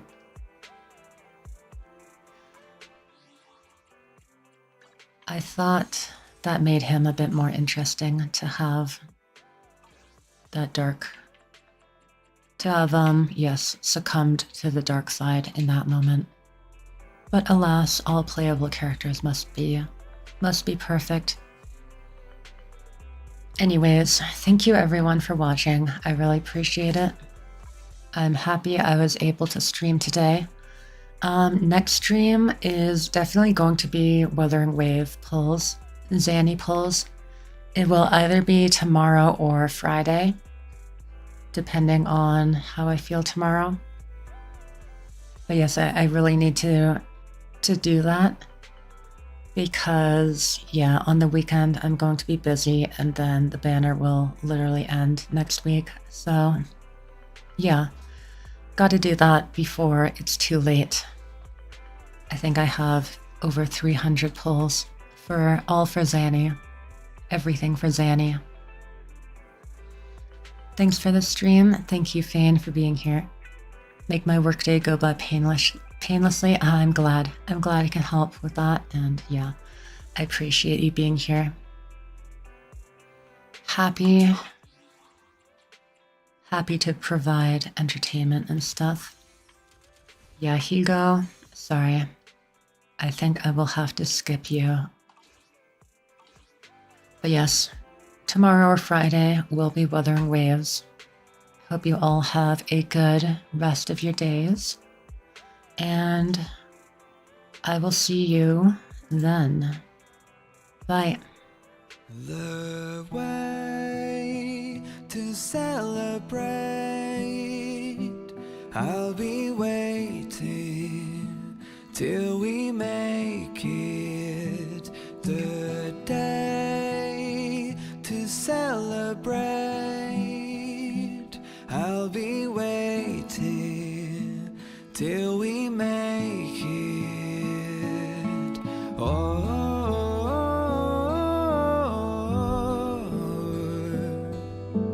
we will see. Come with me, take the journey.